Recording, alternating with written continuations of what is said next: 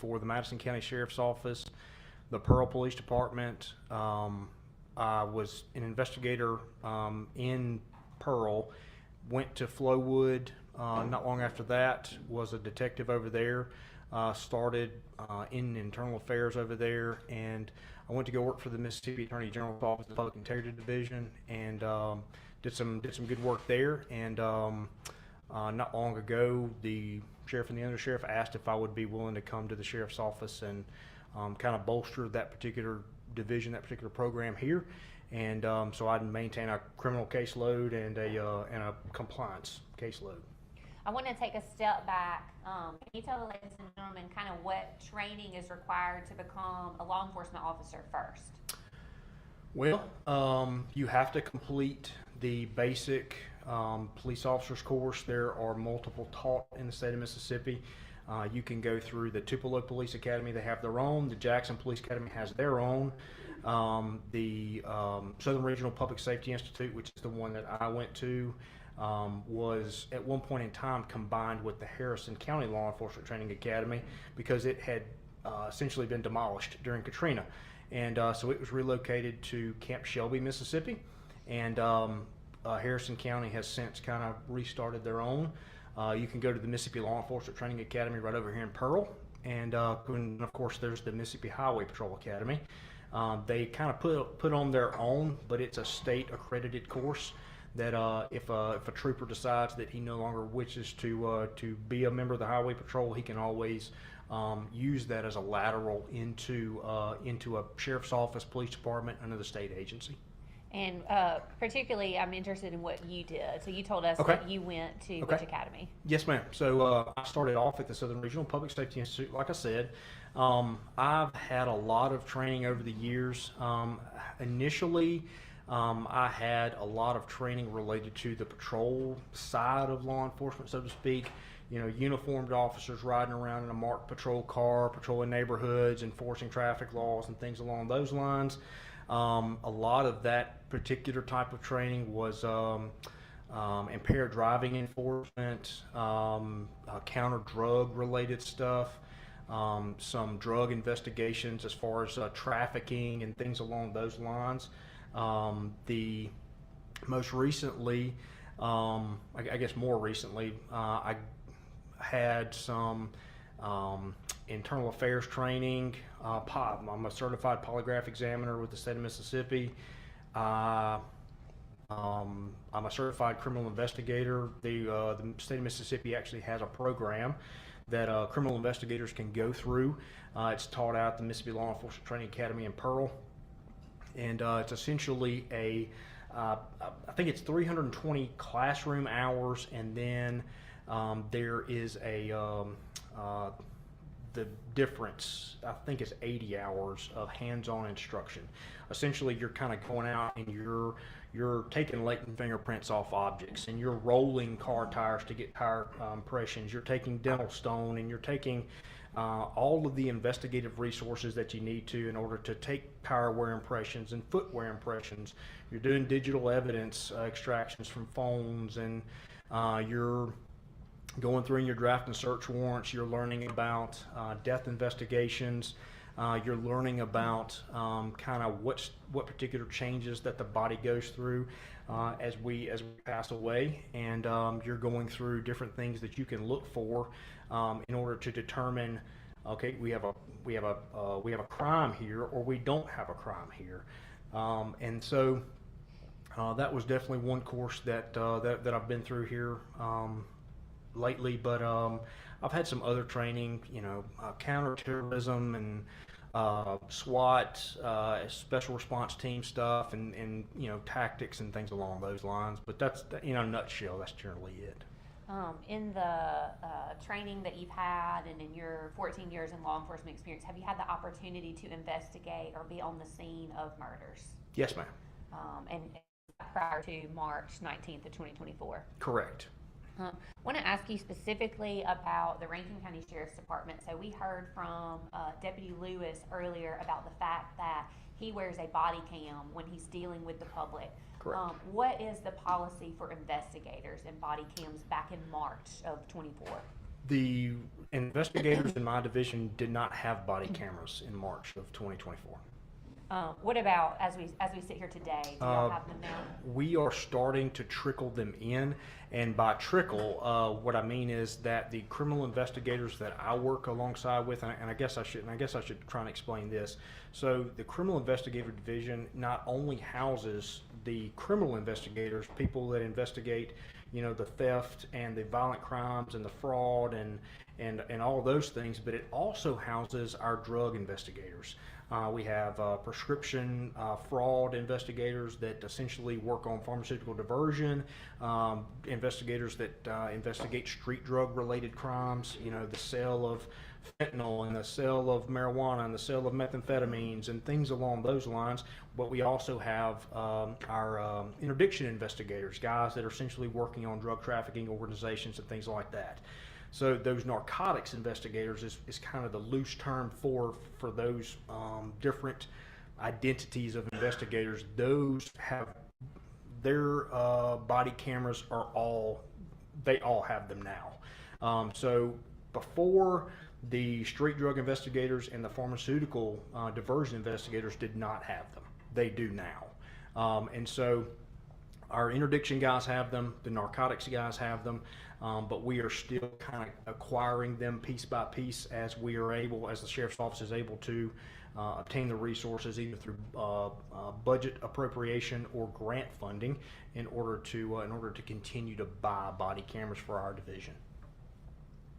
Investigator Brunell, I want to take you back to March the 19th of 2024. Were you, in fact, working at the Sheriff's Department at that time? Yes, ma'am. Can you tell the ladies and gentlemen if you worked a call at 214 Ashton Way that day? Yes, ma'am. Walk us through your first involvement with that call that was made out to 911. So we were going back to that date. We were actually in trial that week, working on another case with I believe it was Mr. Smith was involved in that one as well. But I had left the courthouse, went to my office, and essentially obtained my belongings, which is essentially just a backpack that I towed all my stuff in. But acquired that, got in my vehicle, and started heading to my residence. And our police radio is on, and the volume up, and I overhear our 911 dispatcher asking that that the units that work to the north end of our county, which is essentially like anything north of I-20 or Highway 80,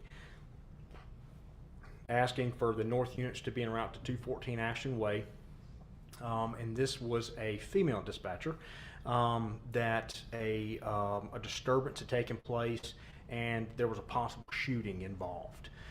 So, of course, knowing that our division will eventually be involved in that particular incident, I activated my emergency equipment and drove to the scene, and was the first investigator there. And basically, once I got there, I noticed that deputies Hunter Lewis and Dustin Smith had already arrived. They're assigned to the patrol division, and medical personnel had also arrived on scene already. And the medical personnel, is that separate from the Sheriff's Department? That's correct. So in the county, especially around the reservoir area, we tap into the fire protection for the cities very, very minutely, but we also have the Reservoir Fire Department, which responds to a lot of the fire and emergency related medical incidents in the unincorporated part of the county. On this particular day, what information had you been provided kind of before you walk into, because we've actually seen some body cam footage where you walk up to the scene. At that point, what did you know had happened? So I walk up to the scene. Pafford is loading a white male who was later identified as Heath Smiley. Our dispatcher had stated that his daughter had shot him, killed his wife, and then fled, which is the radio traffic that I'm hearing on the radio prior to getting to the scene. And so I have real general information and not really specific details. So I go to Deputy Lewis, I go to Hunter, and simply ask him what he's got. And then he begins to fill me in on the specific details related to kind of why we're there, what has transpired, what information he's been able to get from Mr. Smiley, anything along those lines. Do you recall around what time you got the call or you went out to the house? It was shortly after 5 o'clock, 5:06, 5:07, somewhere around in there. Nighttime. Yes, ma'am. Yes, ma'am. Afternoon. Right. I'm sorry. When you arrived on the scene, where was Carly Gregg? She was not there. Did law enforcement know where she was at that time? No, ma'am. When you go into the house, kind of walk us through what you're doing and what you're assessing at that time. So and this will be kind of hitting the fast forward button a little bit. So there are a couple of things that transpire after I make contact with Hunter. I provide him some information in order to get an incident log started, a crime scene log, crime scene integrity sheet, what have you, and essentially get my camera. And then our investigators I can hear them on the radio coming en route, so to speak, and basically informing our dispatcher that they're en route to the scene. And as that is beginning to happen, I simply take my camera, get some gloves, and because gloves are, regardless of whether or not people think about it, gloves are they're important. They're a big thing when it comes to crime scenes. We have touch DNA in our skin. Believe it or not, we skin cells come off of our hands, regardless of whether or not we know it, and we leave those. We transfer those on different surfaces and things along those lines. And so gloves are an important thing when it comes to crime scenes. And so I obtained a pair of gloves, got my camera, and then essentially begin to try and photograph the residents. Start on the outside, and then work from the outside in. And basically, we're just trying to document and preserve the house the way it is, as we find it, so to speak. Investigator Burnell, I want to take a step back. You mentioned something about setting up a crime scene log. Can you explain to the ladies and gentlemen what that means and why that's important? So when I got there, the Deputy Lewis had facilitated the putting up of the tape, the cliche, the crime scene tape that most people see on television, stuff like that. Well, what you may not see is a crime scene log. So it's essentially a document, a landscaped piece of paper that's got a bunch of lines on it. It's got a name, a place for an agency, the time in, time out, and purpose for scene on some of them. It's essentially to document the comings and goings of everybody on that particular scene, whether or not you're a law enforcement officer, you're a coroner, you are a medical member of the medical personnel, whether or not you're fire, paramedic, so on and so forth. During the time that you have a crime scene taped off and you're doing this log, is anyone other than first responders and law enforcement, and including the coroner in that, allowed in that crime scene? No, ma'am. I want to talk to you. You talked about gloves, and I know that when we watched that video, Deputy Lewis did not have gloves on Correct. when he first went to the house. I mean, y'all don't drive around in your patrol car with gloves on, right? No, ma'am. No, ma'am. No, ma'am. And so when you were on patrol, I mean, initially when you come out to a shooting call, what is your main goal at that point? Irrespective of any type of call, our first priority when it comes to law enforcement is the preservation of life. If I leave today and God forbid come upon some scene or something like that where somebody is in dire need of emergency medical help, I'm not going back to get my gloves. Like you begin to administer first aid regardless of that, and then we'll deal with the consequences and repercussions after the fact. Like we have to be able to preserve life. That is our number one priority, and then everything else falls secondary and tertiary and so on and so forth to that. I want to talk a little bit more in a minute about your processing of the scene, but I also want to talk about, I mean, when you arrived there, what did you learn? You said you later learned that Heath Smiley was the man on the front porch. Yes, ma'am. Yes, ma'am. What was his condition? He had sustained a single gunshot wound, I believe. So it would be his right and our left shoulder had a through and through gunshot wound to the left upper torso. I guess you could say it that way. And what about was there someone else in the home when you went there? There were no other living people inside the home whenever I got there. The body of Ashley Smiley was found in a room that was later determined to be controlled and normally occupied by Carly Madison Gregg. In the course of your investigation, did you prepare a layout of the Smiley household? Yes, ma'am. Yes, ma'am. Mayor Pro Tem Shine?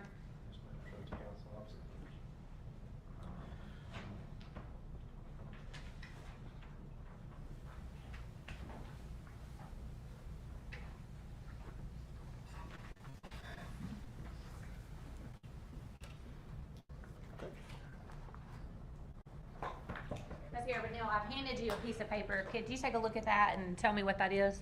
So it's a very general non-scale layout of the Smiley home, Smiley residence at 214 Ashton Way. And is this a document that you prepared? Correct. And what were you using this document for? Essentially, we were using it for courtroom purposes. I mean, at the end of the day, like I know what the house looks like.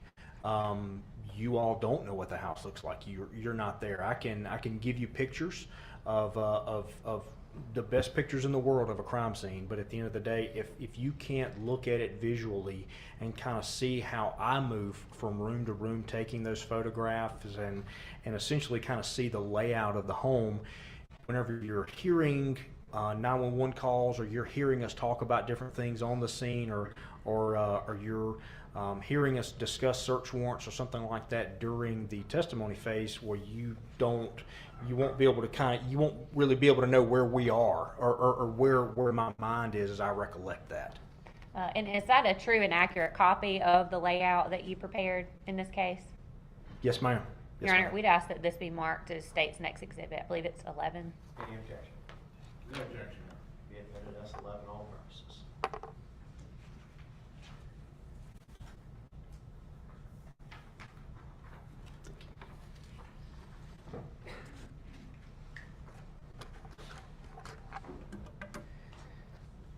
Investigator Burnell, you talked about that you go through and your initial thing that you do on the scene, besides of course assessing where the two people are, is taking photographs, documenting that evidence. Yes, ma'am. You said you documented the outside of the home. Correct. Did you also document any telephones in that house? Yes, ma'am. Tell us about that. So, essentially when I finish taking my exterior pictures, move up to the threshold of the house, which I'm gonna see if I can spin around a little bit. So, essentially, I'm finishing up. This is north. This is generally going to be east. That's generally west, and of course, this is generally south.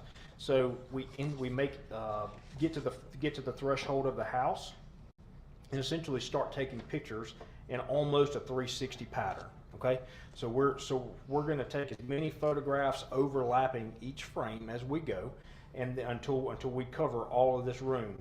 Go inside, close the door, and then grab the area that we couldn't get because the door's open, of course, and then we're going to photograph all of that too. That's kind of systematically going through and trying to clear or document or photograph each room in the house. I want to, may I approach the witness room? Yes, ma'am.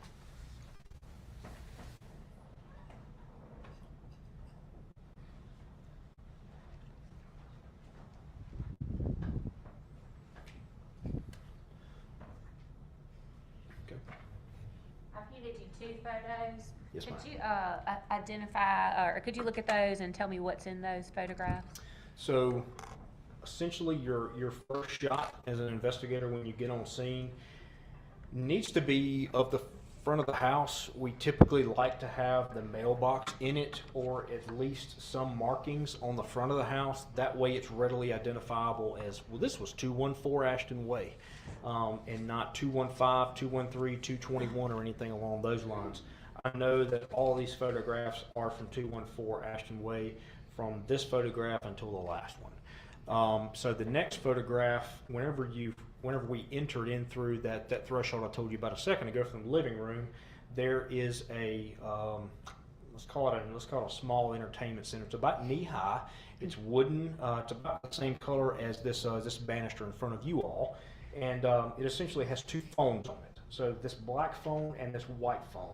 So the white phone was later determined to be the property of Ashley Smiley, and the black phone over here on the left was later determined to be the phone of belonging to Carly Madison Gregg. Investigator Brunel, do those appear to be true and accurate copies of two of the photographs that you took on that day? Yes, ma'am. Your Honor, we'd ask that these be moved into evidence as the state's next exhibit. Any objection? No objection. Right. Front of the house will be marked as 12, the other one will be marked as 13.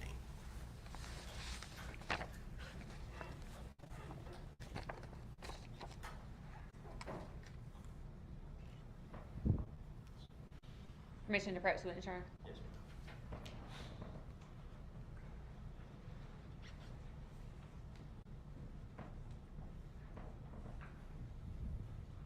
If you would take a look at those and just let me know when you've finished looking at them.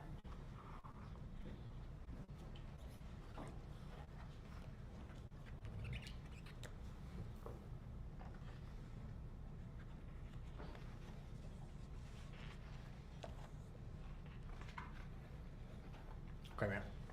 Do those appear to also be a true and accurate copy of some of the pictures that you took from the crime scene that day? Yes, ma'am.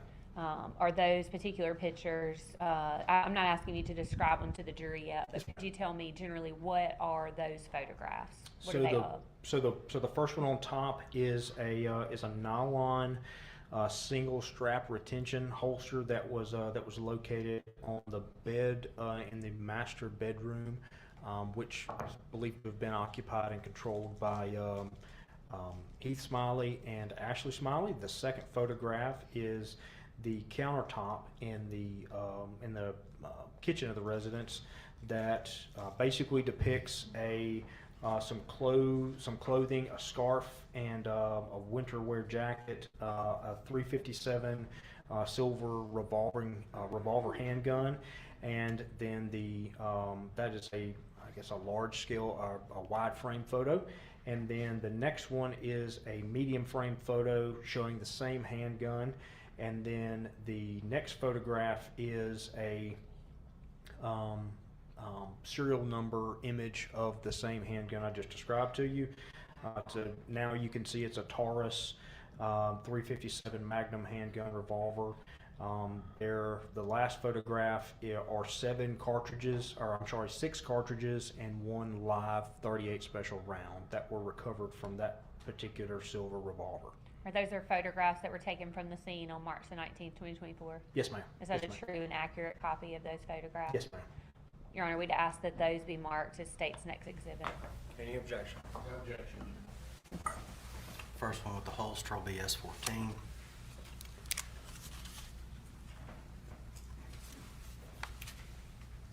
Second one, medium frame, will be S15. The serial number will be S16.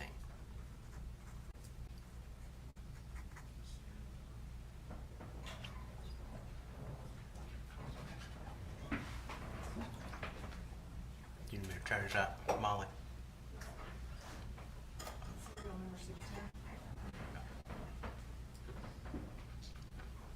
Is there one more? Two more? Those will be marked S17, S18.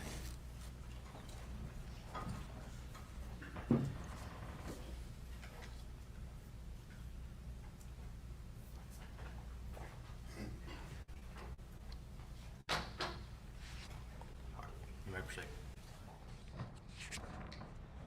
Investigator Burnell, as you were making your way through the house, were there, other than the murder weapon, were there other guns that you documented within the Smiley residence? Yes, ma'am. And where were they located? They were in the master bedroom, master closet. Permission to approach witness, Your Honor?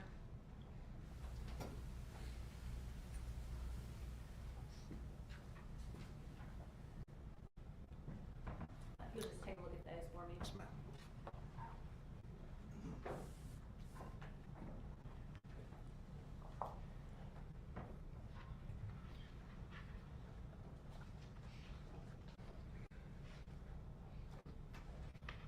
Okay. Detective Burnell, do those appear to be the, or what generally are those in those photographs? The first two photographs, one is a close-up image of a pump master, a 760 pump master. It looks like a pellet rifle or a BB gun. The third photograph is a camouflage shotgun, and then the last photograph is an AR-style platformed rifle. Are those true and accurate copies of photographs that you took from the crime scene? Yes, ma'am. Your Honor, we'd ask that those be marked as a composite exhibit, just with the other guns located in the house. Any objection? Just clarification, you said there's 3 photos, you can't be 4. Yeah, there's 4 photographs. 3 different guns, but 4 photographs. Any objection to any of the 4 photos? No objection, Your Honor. All right, they'll be admitted S19, S20, S21, and S22.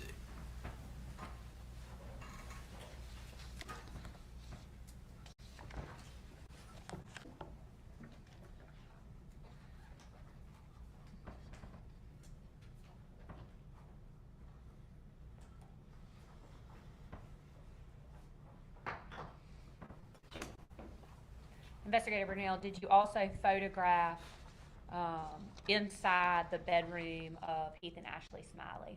Yes, ma'am. Was there a desk located in that room? Yes, ma'am.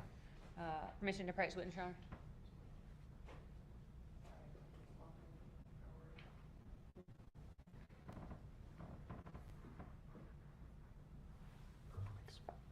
I've handed you 2 photographs. If you would look at those for me. Yes, ma'am. If you could generally tell me what those photographs are. So the first photograph is of the desk at a wide angle. It shows 2 computers. Looks like some sort of a knitting bag or something along those lines.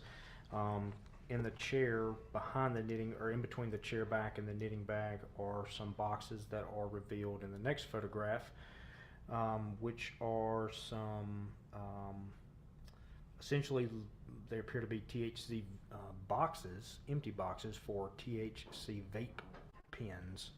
And then there is a like a Leatherman multi-tool. And how many of the vape pen boxes are there? There are 4, I'm sorry.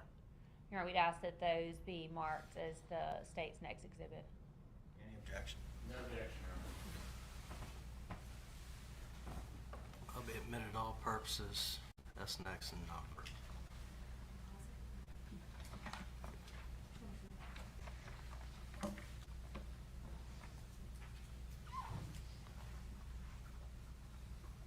Was that text there?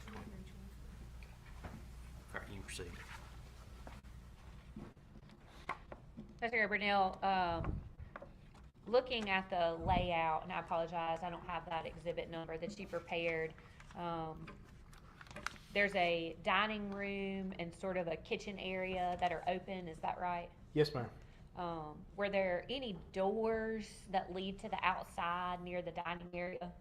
Yes, ma'am. So there is, generally speaking, there is almost like a shotgun style door from the front door through to the door that in the dining area that led to the backyard of the residence. And did you also take pictures of that doorway? Yes, ma'am. Permission to approach the restaurant. Yes, ma'am.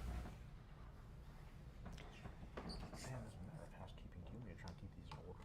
Okay.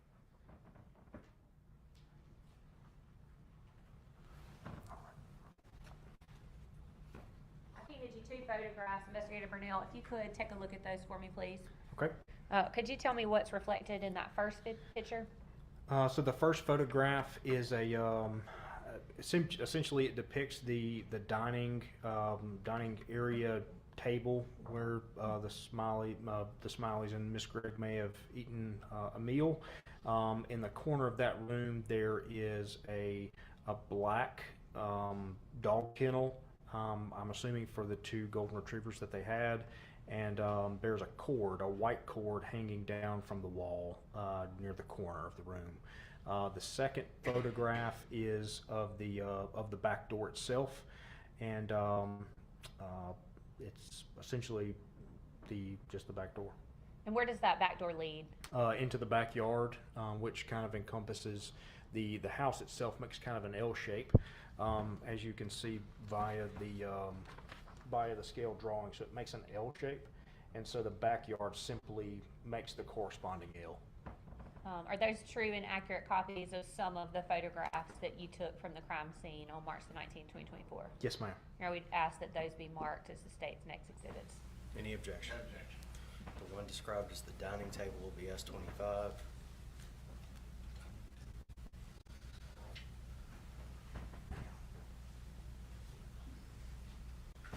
And the one described as the photo of the door will be S26. Investigator, now before we move on to any other pictures, I want to ask you about that S25. Okay.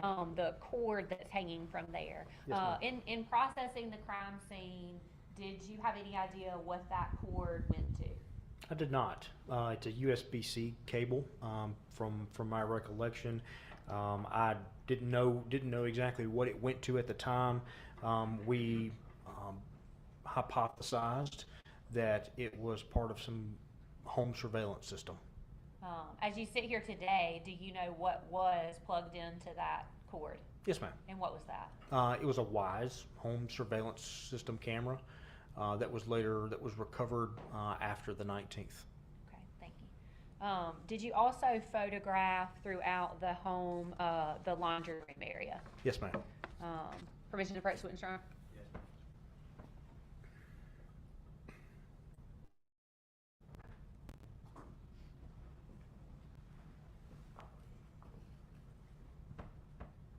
I handed you actually a stack of photos. If you want to take a look at those, please. Yes, ma'am.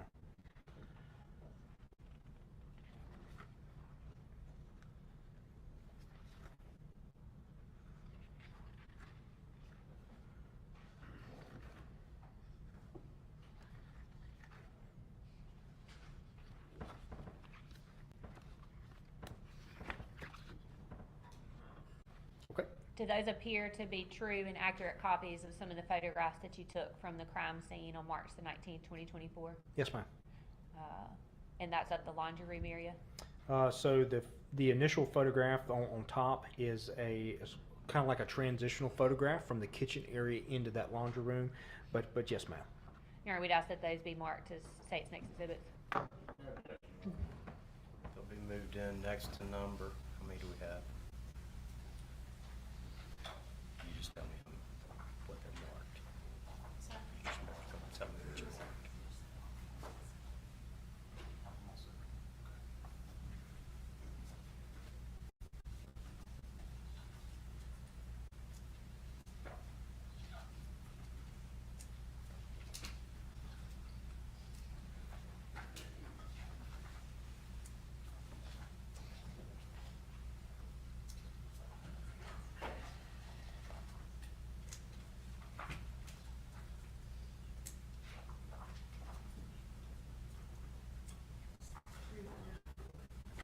Those will be marked S27 through S34.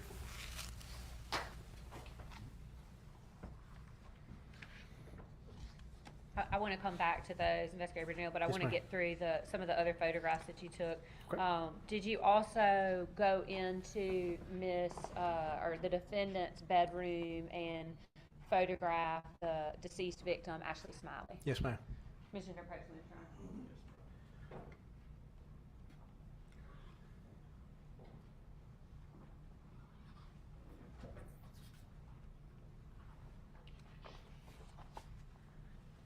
You would take a look at those photographs?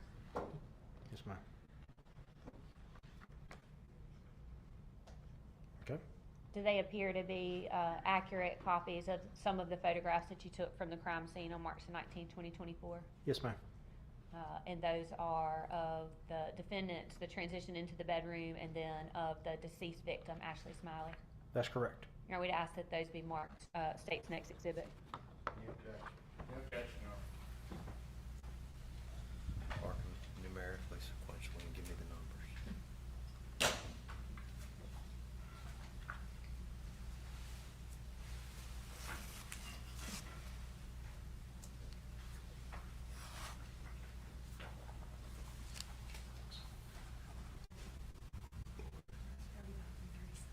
I'll be admitted 35 through 37.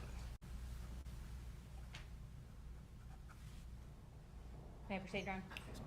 Investigator Brunel, so again, what is the reason for documenting the crime scene? Essentially, so that way we can preserve the way it was whenever we arrived on scene. The photographs and the body worn camera recordings are a great way to do that. Do things get moved once you start processing the scene? Of course. For instance, in this case, initially, so when, as I said before, like preservation of life is our first responsibility. In preparing for this trial today, this week, I had the occasion to look at body-worn camera video evidence. When Deputy Lewis goes into the house to check on the victim, he tries to see if there are any signs of life. He's touching her arms and he's lifting up the towel that was placed upon her head. And he's essentially trying to see if there's any way to save the lady. And of course, then right after him, the fire department comes in, does essentially the same thing. They're placing leads to see if there's any heart rate activity, and so they're moving her arms from the position in which they were placed on her torso.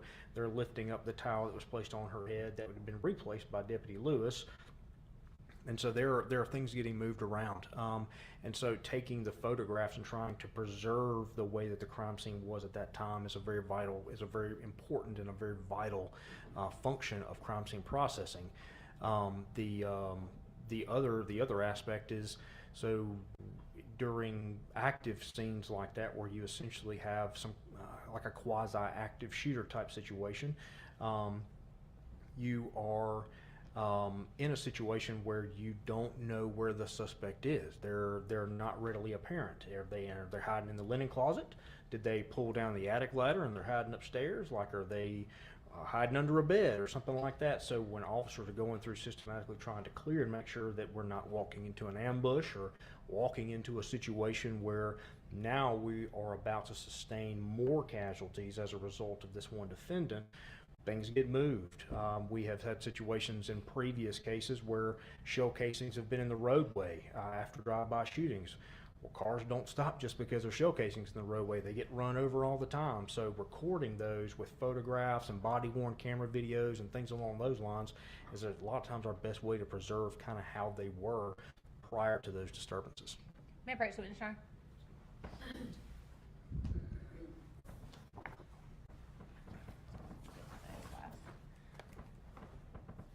Is it all right if I question from here for a while? I want to point you to, or I'll just look at the exhibits and then I'll ask Mr. Brunel about them, Investigator Brunel. I'm looking at exhibit 27, 28, 29, 30, 31, 32, 33, and 34. Investigator Brunel, it appears that you're taking photographs of the wall, the sheetrock in the wall, as well as the door leading into the garage. Can you tell the ladies and gentlemen why you thought it was important to document that? So, leading the transition from the kitchen into the laundry room area right here, or the mud room and laundry room type of situation in this house, you can clearly see a dot in the middle of the doorway there, which is of course the door's open. So there's clearly a defect in that wall. It's not how it came from the manufacturer. Something made that defect. And so as we continue into that room, So this is a more medium scale drawing, a more medium scale photograph where you can actually see the defect a little bit more defined. And so, skipping ahead a little bit, so number 33 is actually an up close image of what that defect looks like. And you'll see, let me go back wide. So you'll see the bag. Okay, so there's a piece of the wall. If I just take a picture of a white wall, it's going to be very hard for you to maintain reference.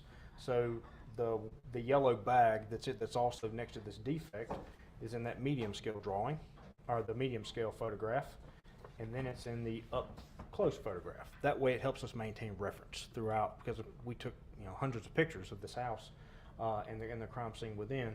And so we can clearly see now the up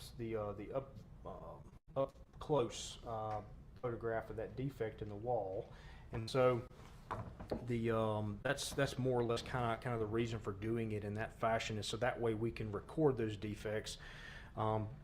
Because at the end of the day, I'm not a ballistics expert. I can only call the holes defects. I can say that they are, in a layman's terms, they are what would appear to be similar to a hole that a bullet would make if it went through a similar object, but it is essentially just a defect in a wall, and that is how they are classified in my report. That is how they are classified as we process the crime scene itself. Later in your investigation, what did you learn occurred in that laundry room? After we had the opportunity to obtain some information from Mr. Smiley, we learned that he had come home, and of course this is kind of a culmination of things, not just the interview with him, but also the viewing of a surveillance camera that was positioned in approximately the same area as the garage door opener. When Mr. Smiley arrives home, the garage door's up, and he enters through the residence through that particular method. And so, sorry, I'm looking for number 11. And so when he enters the residence, there it is. So he enters through this carport right here, okay? So there's a storage room door right there, utility closet, what have you. And so he enters the laundry room right here, and then according to him, he later stated that Miss Gregg essentially lie in wait at the door, this door right here. So there's a door right here, a door that goes across into the corresponding carport. And so you essentially have Miss Gregg lie in wait here, and as soon as he comes into the mud room, shuts the door, he's immediately met with gunfire. And we would later learn through some interviews there were 3 shots fired, and then of course you can note 3 different defects. The one I just showed you a minute ago in the wall next to the yellow bag, so to speak. There's another defect. This is in the door itself, down next to the bottom. It's a, for lack of a better term, like a 4-panel door. It's got four little panels. For lack of a better term, 4 little panels. It's a metal door with essentially like a foam innard, and there is a defect down in the bottom, one of the bottom panels of the door, and then there's a defect in the wall behind the door. Illustrating that the door was closed at the time that the round was fired, or that the defect was made. I'm sorry. In processing this scene, you photographed it. Did you ever take any items into evidence? Yes, ma'am. Multiple items of evidence. If you would like me to go into those, so we, as I was initially riding on scene, Pafford, the ambulance service, was preparing to transport Mr. Smiley to the emergency room at Baptist Hospital. In order to evaluate the severity of the gunshot wound he had sustained in his upper torso, they essentially had removed his upper garment. He is a healthcare worker, so essentially it was a scrub top and a t-shirt and an undershirt. So they had essentially taken those off and discarded them on the front patio to the house. So essentially, you have a front patio right here, which I'm sure is depicted very well in the photographs and in the body-worn camera video. But the shirt is discarded right here by the ambulance service. That was later collected by us, as well as Mr. Smiley's bottoms once he got to the hospital. With regard to the laundry room and the carport area itself, so we were able to later find that there was a projectile. Again, I'm not a ballistics expert or anything along those lines, but a projectile that seemingly lines up with the defect that we have here on State's Exhibit 32 in the lower part of that door. Went down into, it struck the carport floor, went into a rolled up carpet, and then essentially came to final rest in front of a blue Chevrolet Traverse, I believe is what it was. That was essentially Ashley Smiley's primary vehicle. That particular projectile came to rest right in front of the passenger side door, approximately. The defect that I was telling you about a second ago with the yellow bag exited out that wall and then struck the cargo rack of the same SUV, essentially fragmented almost, and then pieces of it were recovered at the back driver's side corner of that particular vehicle. So those were two partial, in part or whole projectiles that we recovered. Detective Burnell, if I may interrupt Yes, you ma'am. for a moment. Sorry. Did you collect those and store those pieces of evidence separately? Yes, ma'am. Yes, ma'am. Permission to approach, Sean?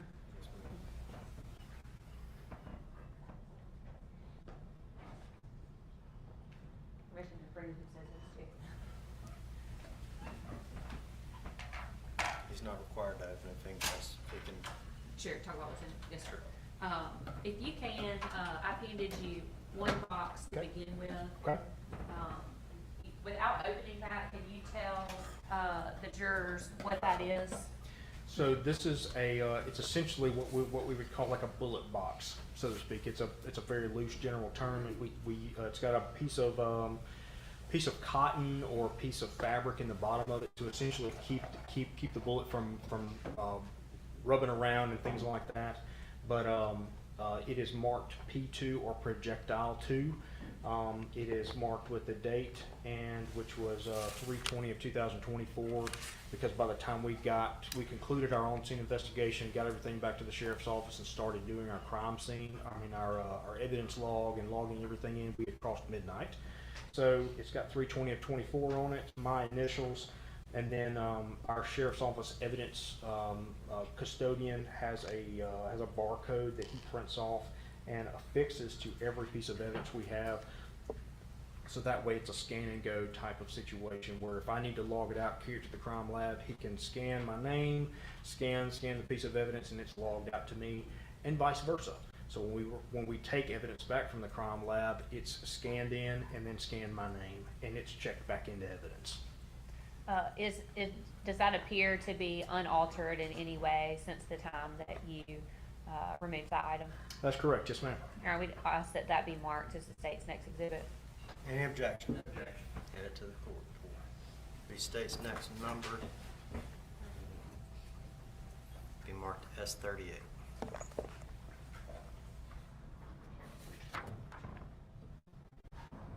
All right. Permission to approach to insurance?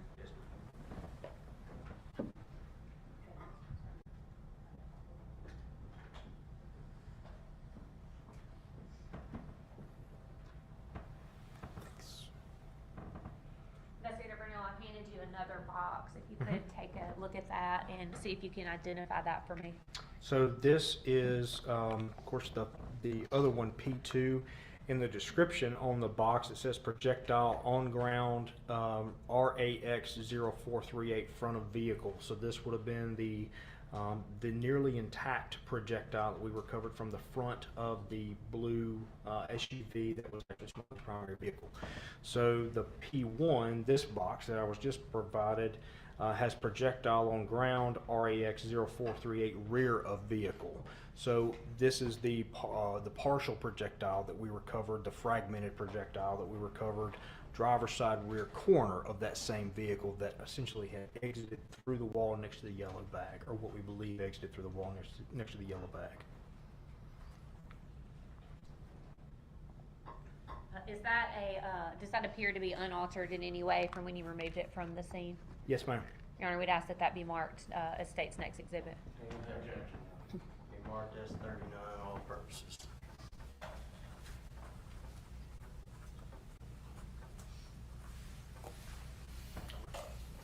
Investigator Burnell, y'all also recovered the live round and the empty shell casings, and those were also boxed up and put into evidence. Is that right? That's correct.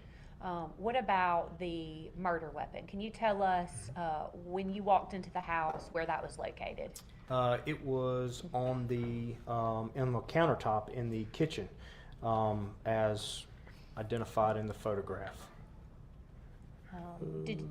During your course of investigation, how did you learn that that was the gun that was used to shoot Ashley Smiley? So when Deputy Lewis initially arrived on scene, Mr. Smiley told him that the gun she had used was on the countertop, that he had opened the cylinder. There was one live round, six empty cartridges in the cylinder. So you were in your course of investigation, did you learn that the same gun was used to shoot Keith Smiley that was also used to kill Ashley Smiley? That is correct. So later on in the investigation, we received a crime lab report from the Mississippi Crime Lab in Pearl, Mississippi, that identified projectiles recovered from the body of Ashley Smiley were similar in characteristic and in nature to the firearm we recovered from the countertop of the kitchen in the Smiley residence. There was also a report from the Mississippi Crime Lab in Pearl, Mississippi, that identified a DNA swabs We're that. gonna make an objection. What's the objection? It's just we're making an objection. He's talking about documents that aren't in evidence. Sustained.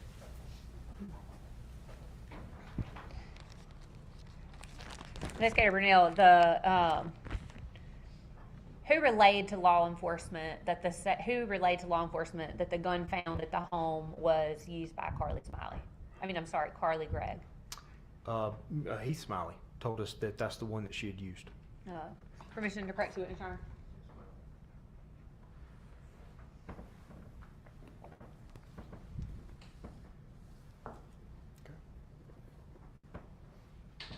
I handed you a box, Investigator Burnell. Can you tell me what's located in that box?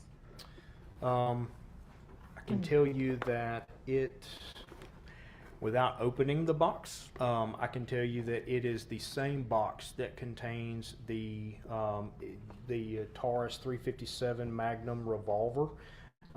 This is the same serial number that is on one of the state's exhibits in this photograph. This is my handwriting, my chain of custody information, so to speak, over here on the right-hand side. This is the arrow that I drew whenever I wanted to indicate to crime lab personnel which way the barrel was pointing when they opened the box up. This is a evidence label that was affixed. This is evidence tape that we put on the box, and then this is the crime lab's own seal and barcode information. It appears to be that particular firearm. Your Honor, we'd ask that that be marked as State's next exhibit. Objection. No objection. Be marked as 40. Your Honor, I'd ask that the witness be allowed to open that and inspect it and make sure that is the same firearm as well. Okay. You have scissors? Yes, sir. Yes, sir.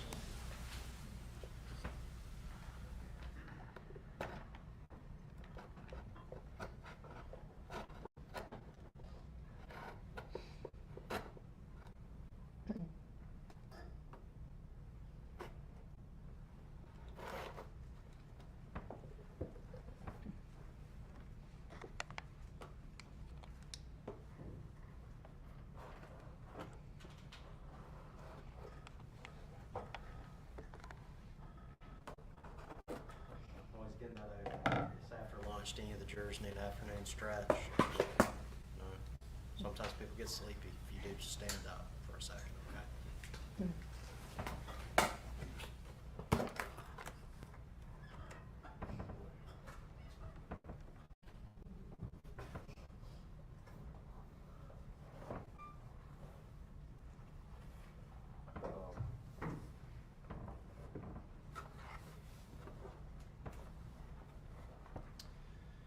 Your Honor, may I remove it from the box?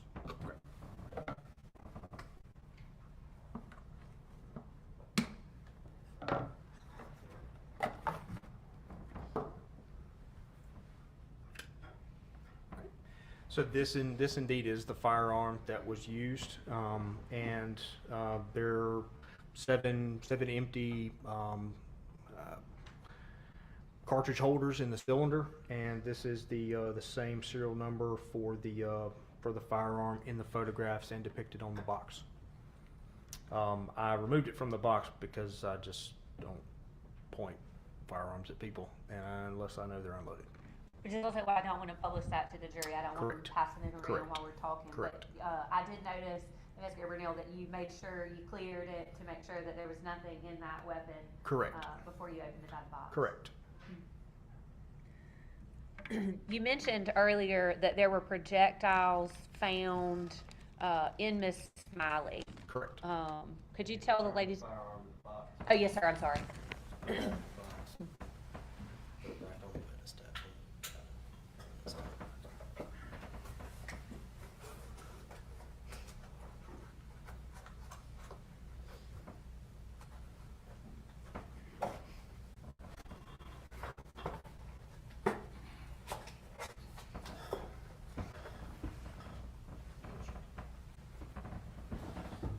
Thank you.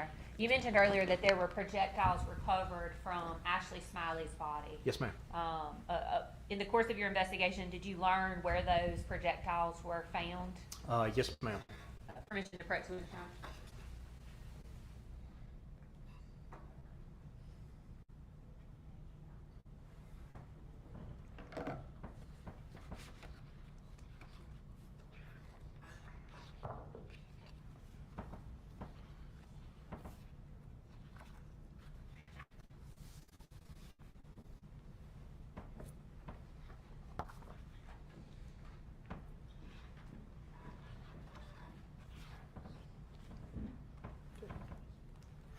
I'm gonna leave them both up here. so that's Okay. okay.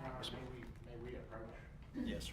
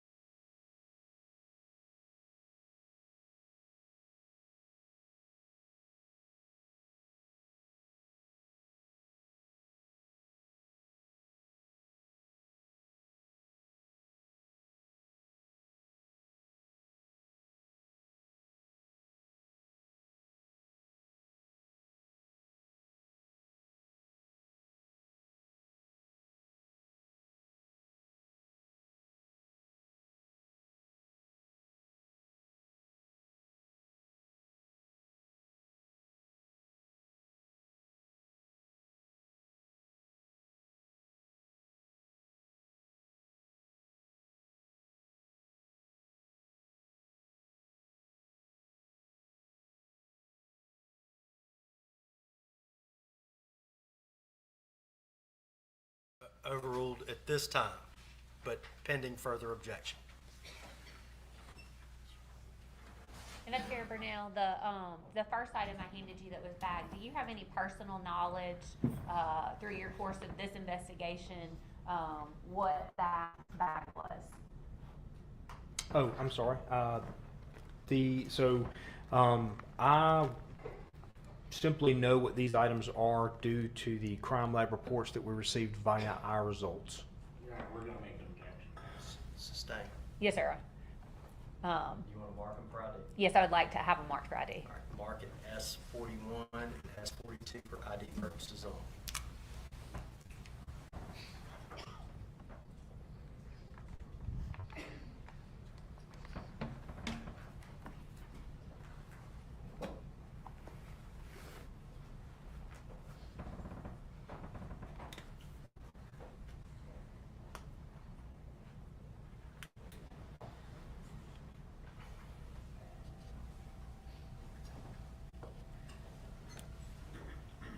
Investigator Burnell, you talked about there were other items of evidence. I want to talk about, at some point when you arrived on the scene, the defendant was not in the home. Correct. While you were there and you were processing the crime scene, at some point was she taken into custody? Yes, ma'am. Walk us through what you learned about that and what your next steps were. So essentially, while I was photographing doing the crime scene photography, for lack of a better term, multiple units from the sheriff's office. We have a narcotics task force with the Rankin County Sheriff's Office, Madison Police Department, Madison County Sheriff's Office. That also includes somewhat of an intelligence liaison, and so with that intelligence liaison, we have access to drones and robots and other type of resources that essentially provide us remote surveillance capabilities and things along those lines. We were also in touch with the Mississippi Highway Patrol to obtain the services, or to obtain the resources related to their helicopter. Because we essentially established our inner perimeter around the crime scene. We were staging officers around the area in somewhat of a loose perimeter, so to speak, to keep Miss Gregg from getting north or south of Old Fannin Road, getting outside the Farmington subdivision, which is where 214 Ashton Way is located in Rankin County, Mississippi. But through the course of that time, one of our interdiction officers radioed in that he had obtained he had taken into custody the 14-year-old suspect in this case, and it was clarified through one of the patrol supervisors that that was the suspect we were looking for, and he confirmed that it was. She was brought to the scene where Investigator Davis took a gunshot residue kit, which is essentially like a couple of dowels in an envelope. Those dowels are used in order to collect gunshot residue. They're submitted to the Mississippi Crime Lab in order to test for the presence of someone having fired a firearm recently. Did you actually observe Investigator Davis perform a portion of that? A portion of it, yes, ma'am. Yes, ma'am.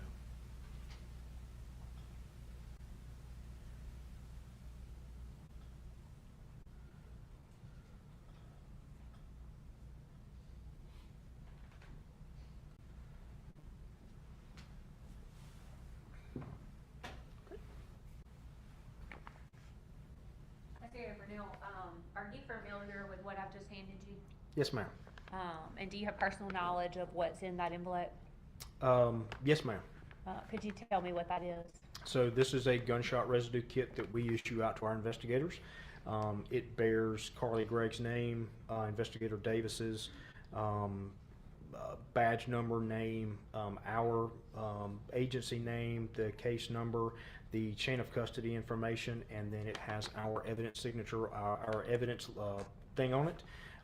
Inside of this are the little metal dowels that I was telling you about a second ago that essentially are used to rub on the skin.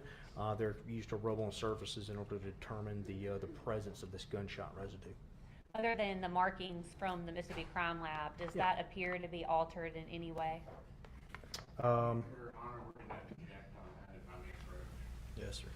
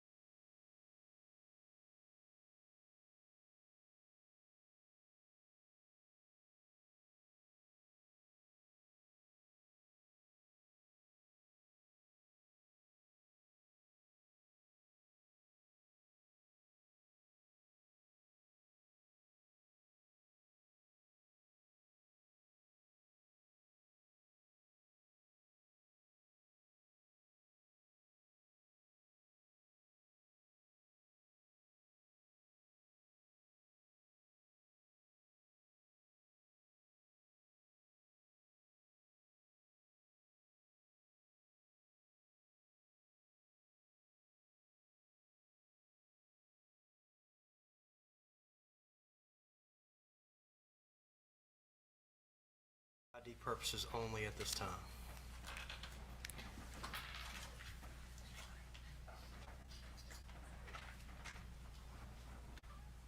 Y'all approach.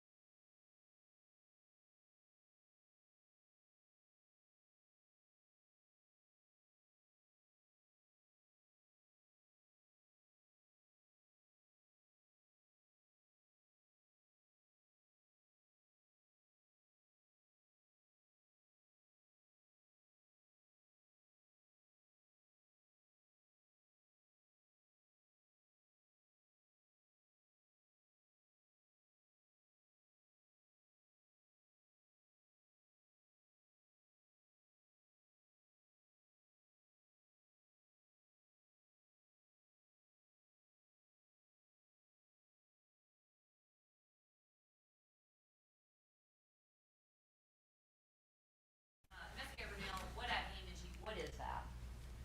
It's a gunshot residue kit.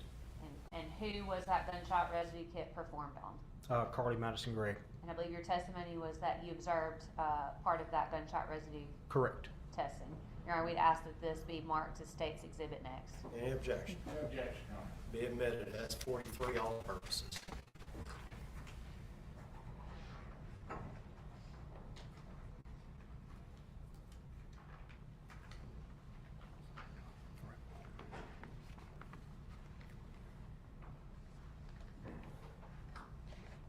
Investigator Burnell, what other testing are you aware of, or that you have personal knowledge of, that occurred on the defendant that day? That day, the gunshot residue kit was collected from her. She was photographed after she was brought to the scene. And when I say she was photographed, head to toe, including hands, front and back. Her clothes were later taken and collected as evidence and kept. May I approach the witness, Your Honor?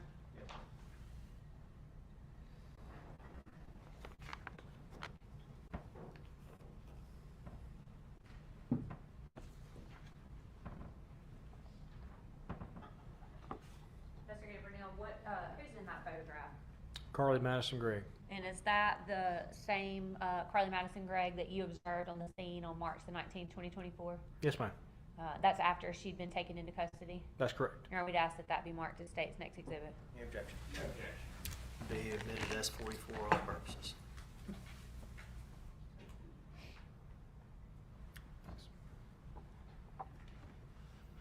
Investigator Burnell, earlier we introduced some photographs of some vape pen boxes. Did you actually remove those items from the home as well? Yes, ma'am. And I think you said also along with a knife of some sort. Correct.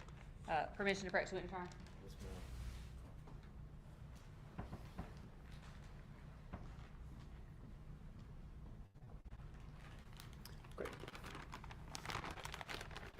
Investigator Burnell, does that appear to be the items, including the vape pen boxes and the multi-tool or the knife that you removed from the home that day? Yes, ma'am. Does that appear to be altered in any way from the day that you took it? No, ma'am. All right, we'd ask that that be marked as State's next exhibit. Any objection? Be marked as 45 all purposes. Be admitted. Excuse me.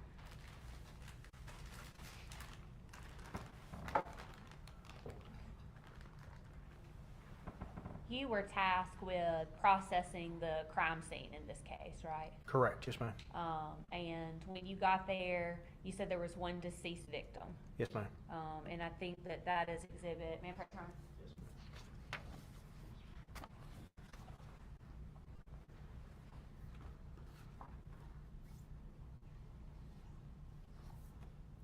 looking at Exhibit 36. Could you tell me if that is the position of Ashley Smiley when you found her laying in the floor dead of Carly Gregg's bedroom? When I initially entered the room, no, ma'am. So the towel had been placed back on her face, and then for the purposes of photographing her body unobscured, because at that point in time, we weren't sure who had put the towel on her face until the investigation progressed and continued. So the towel was removed and she was photographed. The next exhibit, number 36. 37? 37, Okay. sorry about that, 37. Is that Ashley Smiley? Yes, ma'am. Based on your investigation and your training in crime scenes, what does it appear that has happened to Miss Smiley in that photograph? So it appears as though she sustained 3 different gunshot wounds to the head. So these 3, these 2, one here and then another here, essentially were shot from distance. The one down here under the chin, you can see a what is referred to as a stippling on the skin, so when I took that certified investigator's course through the state, we go into what close contact gunshot wounds looks like. In this particular case, so anything close contact is considered 36 inches and less. So here you can see the stippling in the skin just under the chin, but essentially what you have there is burnt powder. When it exits the muzzle of the firearm, it lands on the skin because it doesn't have the distance in order to spread out and burn up before it makes contact with any of the surface, and so it makes contact with skin and essentially burns the skin. Commissioner President Sharner, I'd ask that these 2 photographs be published to the jury. Hand them to the bailiff.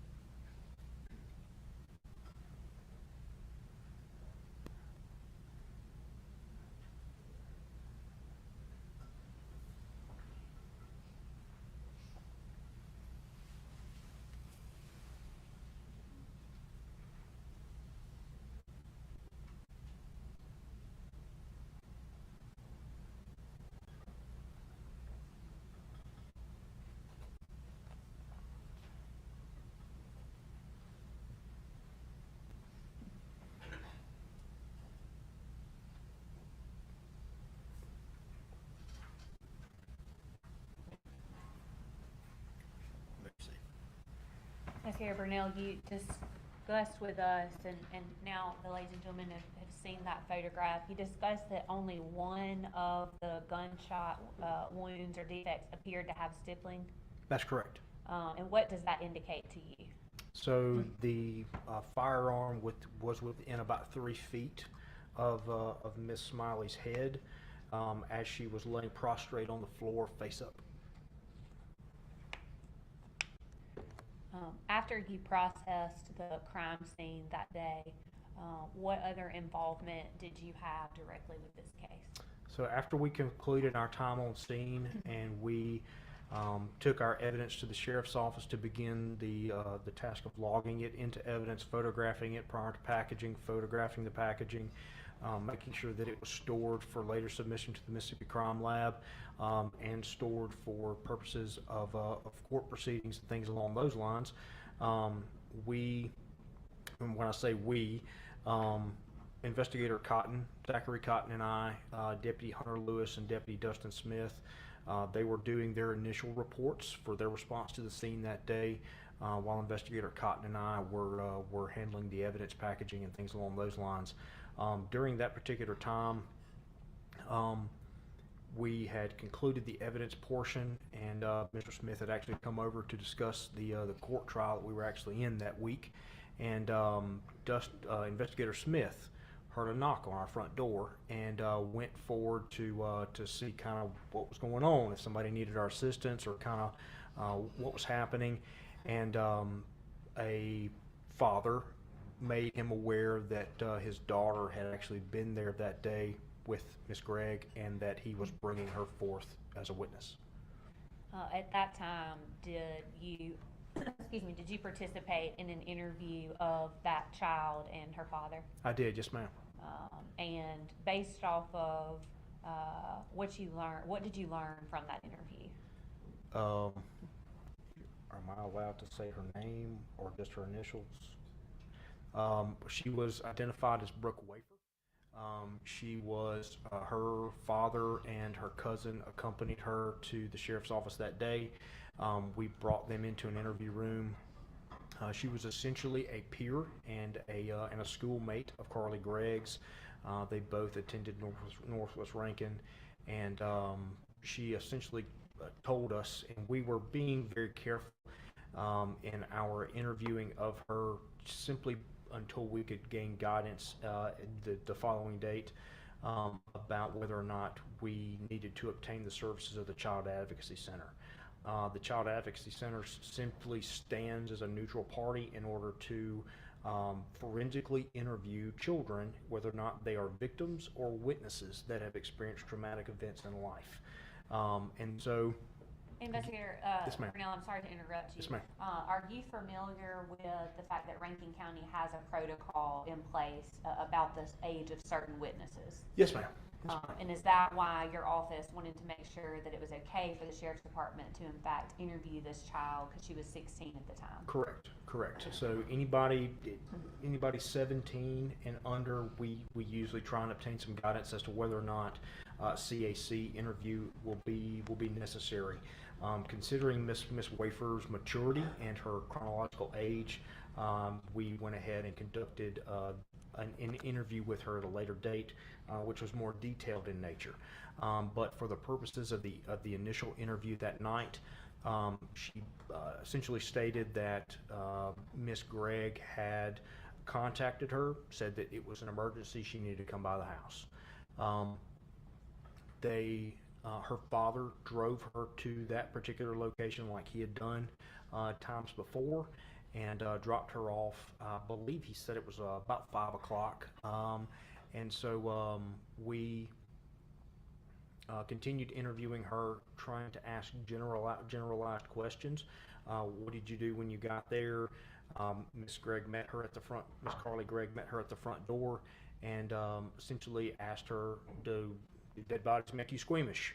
And she said, "No, I don't think so." And Miss Gregg proceeds to take her back to to her own bedroom, where her mother's body lie deceased at that point in time. And so she stated that during this point in time, Miss Ashley Smiley, already had the towel on her face. Her arms were in a fixed position across her torso, and that Miss Gregg had a silver revolver. I believe she identified the handle as being brown instead of black, that black rubberized grip, but stated that it was a very large very large revolver type firearm. And then shortly after that, she told Miss Wafer that Miss Gregg told Miss Wafer, "It's like I shot my mom 3 times, and as soon as my stepdad gets home, I got 3 shots for him." They shortly thereafter, she was asked if she wanted to wait in the backyard. She said she did.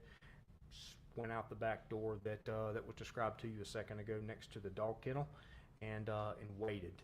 Once Mr. Smiley arrived home, she heard 3 shots. Miss Wafer stated she heard 3 shots. Miss Gregg ran out the back door, and they both ran around that L shape of the house. There's a privacy fence around this entire backyard. So they come out this door, run around the back of the carport. There's a small shed right here in the yard. Run out this way, jump the fence, run up the driveway where we later learned that they split off. Miss Wafer went to another friend's house in the neighborhood. Miss Gregg circled back around and went to the Magnolia Point subdivision, which is an adjacent neighborhood to Farmington. After your presence in the interview with Miss Wafer and her father that night, what was your next involvement in this case, if any?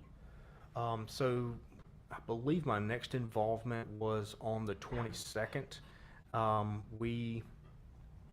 During that initial interview with Miss Wafer, we learned that there were I guess I should back up. So the 22nd, we wanted to try and get a copy of Mr. Smiley's phone. Investigator Cotton had been discussing the case with him, trying to get more information with him due to the traumatic nature of what he experienced. A lot of times in my profession, we see what we would like to call traumatic mind. People experience trauma and essentially resolve it, handle it in different ways. The point being, days after that, things begin to come clear because your mind enters a fight, flight, or freeze type of mode. And so as he began to kind of come out of that, Investigator Cotton had talked with him, talked about getting a forensic extraction of his cell phone in order to figure out whether or not there were any messages, because he had received 2 messages that day from Miss Smiley's phone that didn't seem like her. And so we wanted to obtain copies of those text messages. So on the 22nd, we found out that Mr. Smiley had obtained the camera that was within the garage. We had overlooked it during the initial processing of the scene. He had collected it for us, and I had gone by to our investigator Cotton, collected the SD card from him and provided it to me. So during the initial look at that particular memory card, found that all the videos for the 19th were missing. The file folder was in place along with all the other file folders, which aroused some alarm. And so had deputies Lewis and Hunter, they were helping us canvass the area after Mr. Smiley stated that the camera from the kitchen had been missing. So we recanvassed the neighborhood, canvassed Magnolia Point subdivision, essentially trying to locate this camera that was gone. And during that point in time, I had a memory card reader, a little box you plug in your computer, and you can read the little memory sticks or the SD cards. Plugged it in, found what I found, and found the videos missing. Went back to the residence with deputies Lewis and Hunter for the purposes of having their body camera to essentially provide some accountability and some transparency to the situation. Had a conversation with Mr. Smiley about the missing videos, and learned that basically he was used to a Microsoft product and was using an Apple product in which to look at the SD card. So when he looked in order to try and preserve the videos on the SD card from the Apple product, he cut and pasted inadvertently instead of copy and paste. And so he allowed me access to his computer. I found the video files that were missing at that point in time, retrieved those, looked into the recycle bin, the trash folder, what have you, on the Apple product, and confirmed that there were no videos in that particular area, which would, illustrate to us that he may have been attempting to destroy evidence. We had a conversation with him about the need, if he obtained or if he found or if he recovered any other evidence in the house, not to touch it, not to do anything with it, to call us. We were here to help him in any way we could, and we did not want the inference to be made that he was tampering with evidence, and essentially create a problem with the prosecution of Ms. Gregg's case. And so he was very understanding of that particular point, and after we left that particular time, he was later provided that cell phone back that we obtained the extraction of, as well as that SD card after we made a copy of it along with the videos. That was my involvement on the 22nd. We would later go back and do the more detailed interview with Miss Wafer at her parents' house in the Castlewood subdivision. I want to ask you about the conversation with Heath Smiley about Right. the tampering with the physical evidence. Did you ever tell him that you were going to charge him with a crime? No, ma'am. The inference that I wanted him to understand is that he was a victim of a crime. He, was essentially, he had just lost his wife, a stepdaughter that he had essentially spent a good deal of time with over the past several years, had essentially been fighting for in an embattled custody chancery court issue, and he essentially looked at her like a daughter. And to have this happen to him, we were very understanding in the situation that he was in, but at the same time, we don't want to create problems where there aren't any. We would much rather the victims of the complaints in these situations just leave the evidence alone, call us, hey, look, I found X, Y, and Z. Can you come pick it up, collect it? Not a problem. We'll take care of it. That essentially puts the onus on us, not Mr. Smiley. It doesn't put it on anybody else. If the evidence is mishandled or if something happens to it, that's my fault. That's my problem. It's not on him. It can't be construed or misconstrued that he is tampering with evidence, that he's doing anything in order to hinder the prosecution of the particular case. Investigator Brunel, I want to just pick on you a little bit. Okay. You're not perfect, right? No, ma'am. The only infallible person died on a cross for us. So you would agree with me too that absolutely no investigation is perfect, right? I would agree with that, yes, ma'am. And in fact, I think ladies and gentlemen have heard that while there were multiple deputies and investigators over at Mr. Smiley's residence, you did not know that there was a camera in the garage. Correct. Completely overlooked it. Yes, ma'am. Those sort of things can happen from time to time. I agree. Yes, ma'am. Does any issues with your investigation, maybe that you missed the camera at first, does anything change with regards to who the shooter was in this case? No, ma'am. Does it change the crimes that were committed in this case? No, ma'am. And based on your investigation, who in fact was the person who pulled the trigger and shot Ashley Smiley and killed her, shot her 3 times? Carly Madison Gregg. And who was the person that either shot Heath or at Heath 3 times? Carly Madison Gregg. Court's indulgence.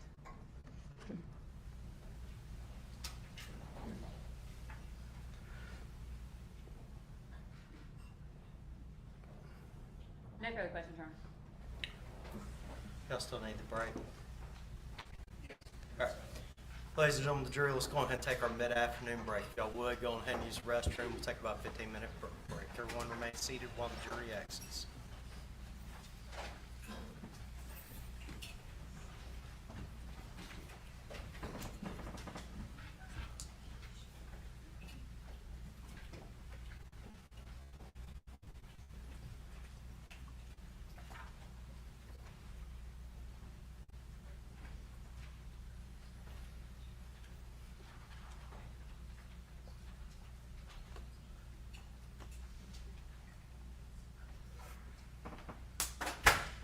record will reflect rise out of the presence of the jury. We're going to take a recess. You're not to speak to anybody about your testimony, okay? Yes, sir. As a matter of fact, if you need to use the restroom, bailiff will show you back there to the back, go to the restroom, come back and sit down. Yes, okay? sir. Yes, sir. All right, everyone else will be in recess till 2:30.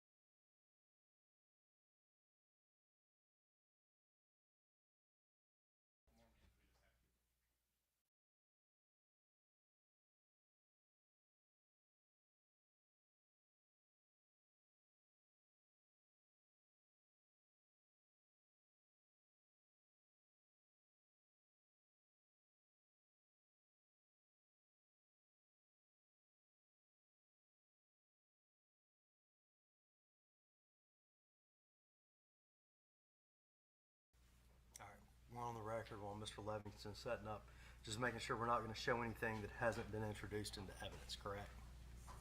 You can introduce it into evidence and then show it. Yes, it has not been introduced. I have to lay the foundation and everything. That's fine. I just want to make sure nothing goes on the projector without being introduced into evidence. Your Honor, and I know that what they're trying to play, we will have an objection to it. I don't know if you want us to go ahead and take that up. Yeah, let's go ahead and deal with this right now. What's your objection? It's fine, Probably on Haley, the y'all shut other that door, Michael. Close the door. Close the door. Make sure no jurors in here. It's been brought to our attention that they're gonna attempt to play a body cam video of Deputy Tony Shack. Obviously, this is not Deputy Tony Shack, and Investigator Burnell was not present during, a large portion of this video. And so we don't think that he can authenticate it, we don't think it's proper, and we don't think that he should be questioned or that it should be presented to the jury, through this witness. Response. Your Honor, he's on the video. He's already testified that he's aware of the body cams. He's looked at the body cams, and that's where we're going. If he's seen the body cams, then he can authenticate it, and then we can. Didn't you play just the make the video. exact opposite argument about a projectile? Yes, Your Honor, and guess what came in? The projectile. No, the projectile's not evidence. All right, look, both y'all, stop. He can be questioned about the parts of the body camera that he's on, all right? The body camera that he's not on can't impeach him unless he testified about it. Does that make sense? You're 100% correct. So you gotta narrow it down to the part where he's on camera. I'm assuming you're offering it for some type of impeachment. We're not asking it for impeachment purposes. We're clarification of what happened. All right, he can testify to, the objection be overruled, he can testify to the part he's on. That's where we are, okay? Any further objection? Your Honor, but they're intending to play the whole video, to the jury.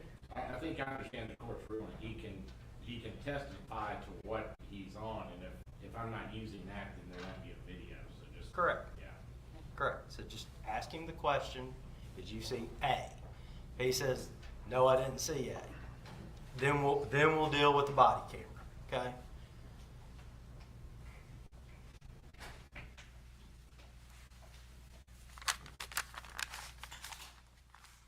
All right, we ready now? Yes. You're on the screen there too. Okay, it's not going on right now, correct? It's up there, I can turn it off if you Yeah, we like. don't need it until. Just minimize it. Yes, sir. Turn me off for that. All right. All right, stay ready. Yes, sir. Defense ready. We are, Your Honor. Bring 'em in.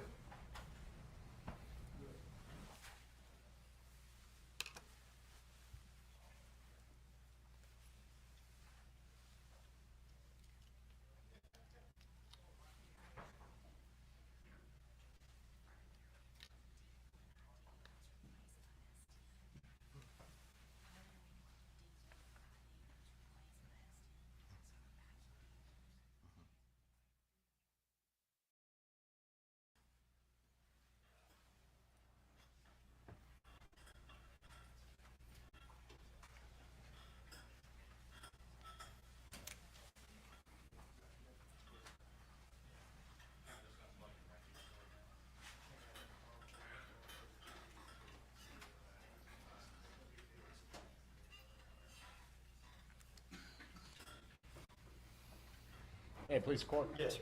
Thank you, Your Honor. Now, Officer Burdell, what was your role on March 19th when you showed up at the scene? Your role, you're an investigator, correct? Correct. And I know you went and you explained to the jury what an investigator does. You're one of the managers. You're one of the guys in charge of the scene, and you're telling the other individuals what they need to be doing. Would that be a correct assessment? That's a fair assessment. Yes, sir. Yes, sir. And if I remember, at the scene, and you've shaved, because in the video you're in a beard, I am. Yes, sir. and Yes, sir. you're also in a white shirt. Correct. Correct. Okay. And when you arrived at the scene. I think one of the first things that you did was, and you talked about the gloves, you told everybody they need to be gloved up. Yes, sir. Okay, because as you're taking command of the situation and making sure that the scene isn't contaminated, things of that nature, Right. correct? Right. The next thing I noticed you went in, and that was, you said something to the officers about clearing the house. Do you remember that? I don't know, sir. Okay. I don't recall that particular portion. I do remember them going through and clearing the house, or I may have asked Deputy Lewis if they had cleared the house. I remember there's something close to that. Yes, sir. Because in the video that we've already seen, okay, and that was the officer, I think it's Lewis, who had showed up first, and when he comes on the scene, or when you come on the scene, it shows you and you're taking the pictures, just like what you described. Yes, sir. You start going around the house and Right. taking the pictures, and then you get inside, and you made mention to the officer, had it been cleared, and then it was Okay. like, it may not have been cleared, y'all need to clear it. Do Okay. you remember that? I don't recall that. No, sir. Now, it also, there was another individual that showed up, and he was in a blue shirt, okay? And I think that officer or investigator Cotton. Did he have glasses on? Yes. Yes, sir. Yes, sir. Yes, sir. And you made mention to Cotton that this was his case, and you were there Right. to assist him. Correct. Because you would not be the main investigator on this case. You're sort of an assistant investigator, is what I gather. Correct. So on this particular night, he was the after-hours investigator on call, and so any incidents or what have you that the sheriff's office that required an investigator from the sheriff's office to respond to a scene or handle any of those kinds of things, we usually go on call about. It depends on people's vacations and time off and stuff like that, but relatively about every 9 to 11 days. We will rotate on and off that particular call schedule. This happened to be his particular night on call, so the duty as a primary investigator was his. I was simply there to, for lack of a better term, accommodate him, assist him, do whatever I could to make his job as the primary investigator just a little bit easier. And the whole thing of you being the investigator and going to the schools and processing the scene the way you do is to make sure that you're coming up with the correct information and stuff's not getting contaminated and things of that nature, correct? Correct. Yes, sir. And I want to say you talked, one of the things you talked about was, I'm going to make sure. It was the journal, I guess the crime scene journal. Or what did you call it when the people coming in and out of the house? It's a crime scene log. Crime scene Yes, log. sir. Yes, sir.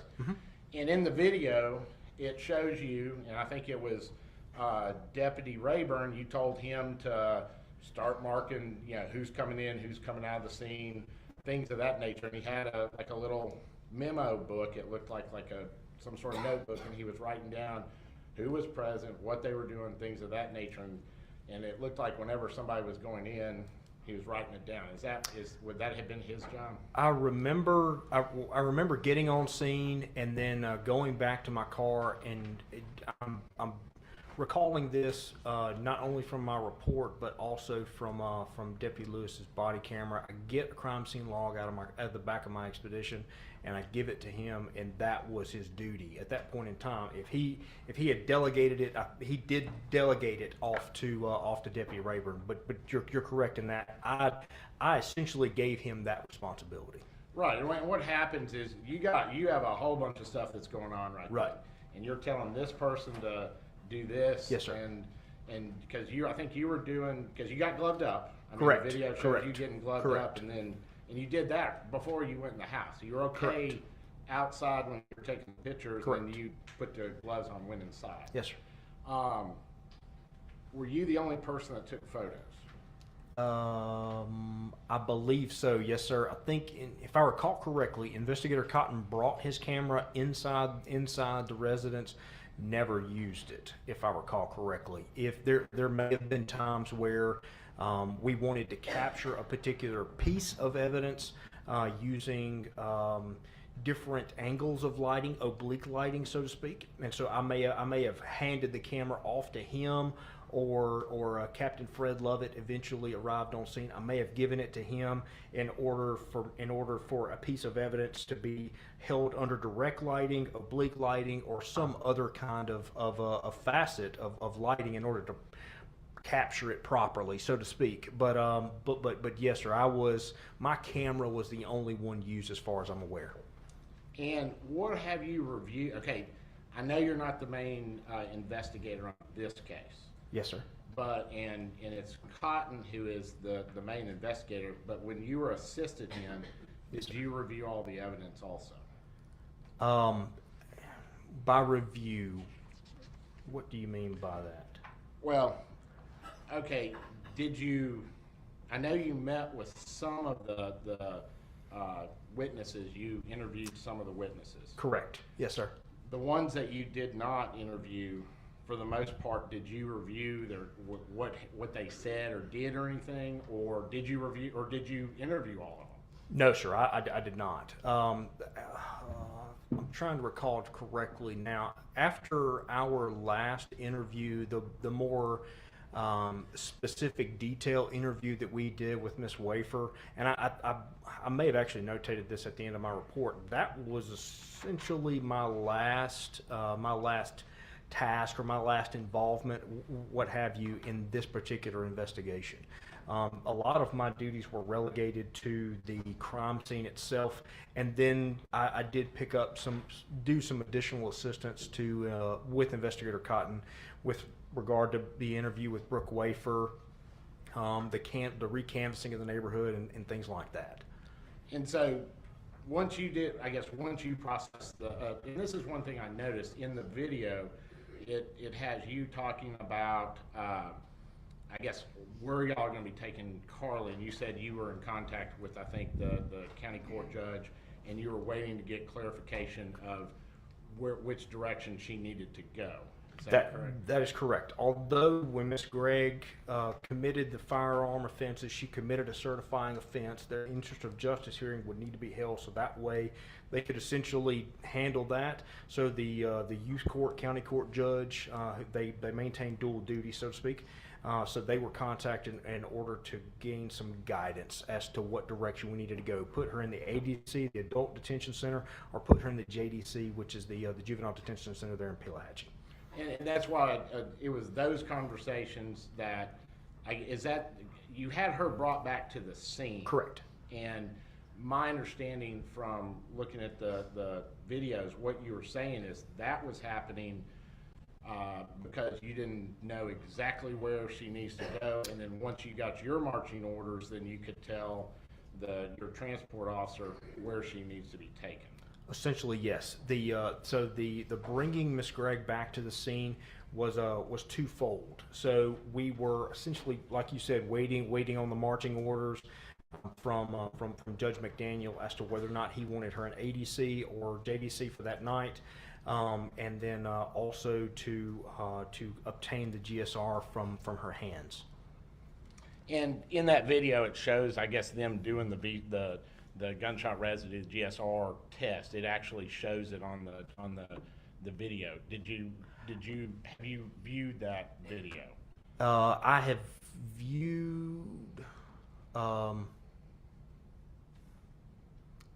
I probably have, sir. I'll be honest with you. There are probably no less than 10 body camera videos associated with this case. Yes. So I've watched a fair amount. So I was there for the collection for the end portion of the GSR kit because I actually read Miss Gregg her verbal Miranda while she was at the vehicle. That's kind of how I know that Investigator Davis collected the GSR. Gotcha. And where did you review? I guess is it Shack, Tony Shack? Yes, sir. Yes, sir. He's one of our deputies. Yes, sir. Yes, and he's the person that found, I guess, Carly. Is that correct? That is correct. Yes, sir. And then he brought her back to the scene. That is correct. Yes, sir. Okay. And so there was a time, I guess, because they're all wearing the body cams, and you've seen this, if you've looked at his body cam, you see him turn his body cam off. Do you remember that? I know that once our deputies, for instance, if our deputies are involved in a police activity, and an investigative activity or what have you, involved in some kind of law enforcement capacity or something like that, they will have them activated in order to properly, document, record how the scene is, any particular interactions they have with the public, any interactions they have with suspects and things along those lines. Of course, when they activate them, I believe the lag time is like 45 seconds or a minute where you don't have any audio, but at the end of the day, like, you still have the video, which is representative of kind of what's going on for that 1 minute. Now, once they get to, if they're going back to, for instance, if they're concluding that law enforcement activity and going back to shoot the breeze with some guys on their shift, or going to talk about the last traffic stop they made or something like that, they're no longer involved in that investigative activity, that law enforcement activity, that police activity, so they may deactivate them. And then if they're called back in, hey, look, can you come over here and hold this up, or can you perform this particular task, they may reactivate them, come back up, and then perform some task or something like that I need to have done. So there may be some on off depending on kind of what activities they're related in, what they're doing, and things like that. Now, doesn't the Rankin County Sheriff Department have a policy that says that these body cams, as long as you're on a crime scene, are not to be turned off, correct? I don't have the policy in front of me, so I can tell you that policy and procedure, we use that as a foundation on which to build our particular activities and what we do as law enforcement officers. Similarly to like the Bible, for instance. So like, I don't know my Bible word for word, letter for letter, but I use the moral principles and the things within it as a foundation on which to build my life. Am I perfect? No, but I use them as a foundation because essentially, like, you won't have every scenario and every type of circumstance in a policy and procedure manual. If you did, it'd be a mile tall. Well, y'all, I mean, and it looks like y'all have, there's a policy and procedure manual that y'all come out for the years 2023 to 2024. Okay. And my understanding, and correct me if I'm wrong, Okay. y'all go through training every year to make sure that everything's up to date, you have a clear understanding of what you're supposed to do, and especially what you're supposed to do when you're having interaction with the public, correct? Yes, sir. To your point, the sheriff's office, we provided like bias-based profiling and traffic stop related training to our civil rights training to our deputies this past year. And I think what you were just saying a second ago is, I guess real life is a little different than a manual. Is that correct? Is that's sort of what I took? That's a loose way of putting it, but I'll follow you. Yes, sir. Okay. But my understanding, and tell me if this is your understanding. Okay. If you're having direct interaction with a defendant that's in custody, Okay. there's no reason why a body cam should be turned off, correct? I would follow you down. Yes, sir. I would agree with that. Now, you reviewed Stack's body cam, correct?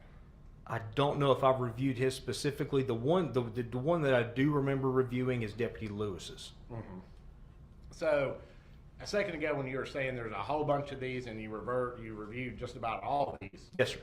Now you don't think you did Stack. Well, just about all of them is not all of them. Am I correct? I mean, at the end of the day, like, I don't know if I've reviewed his. If we show the video and I've seen it, I will more than happily tell you that I have seen it.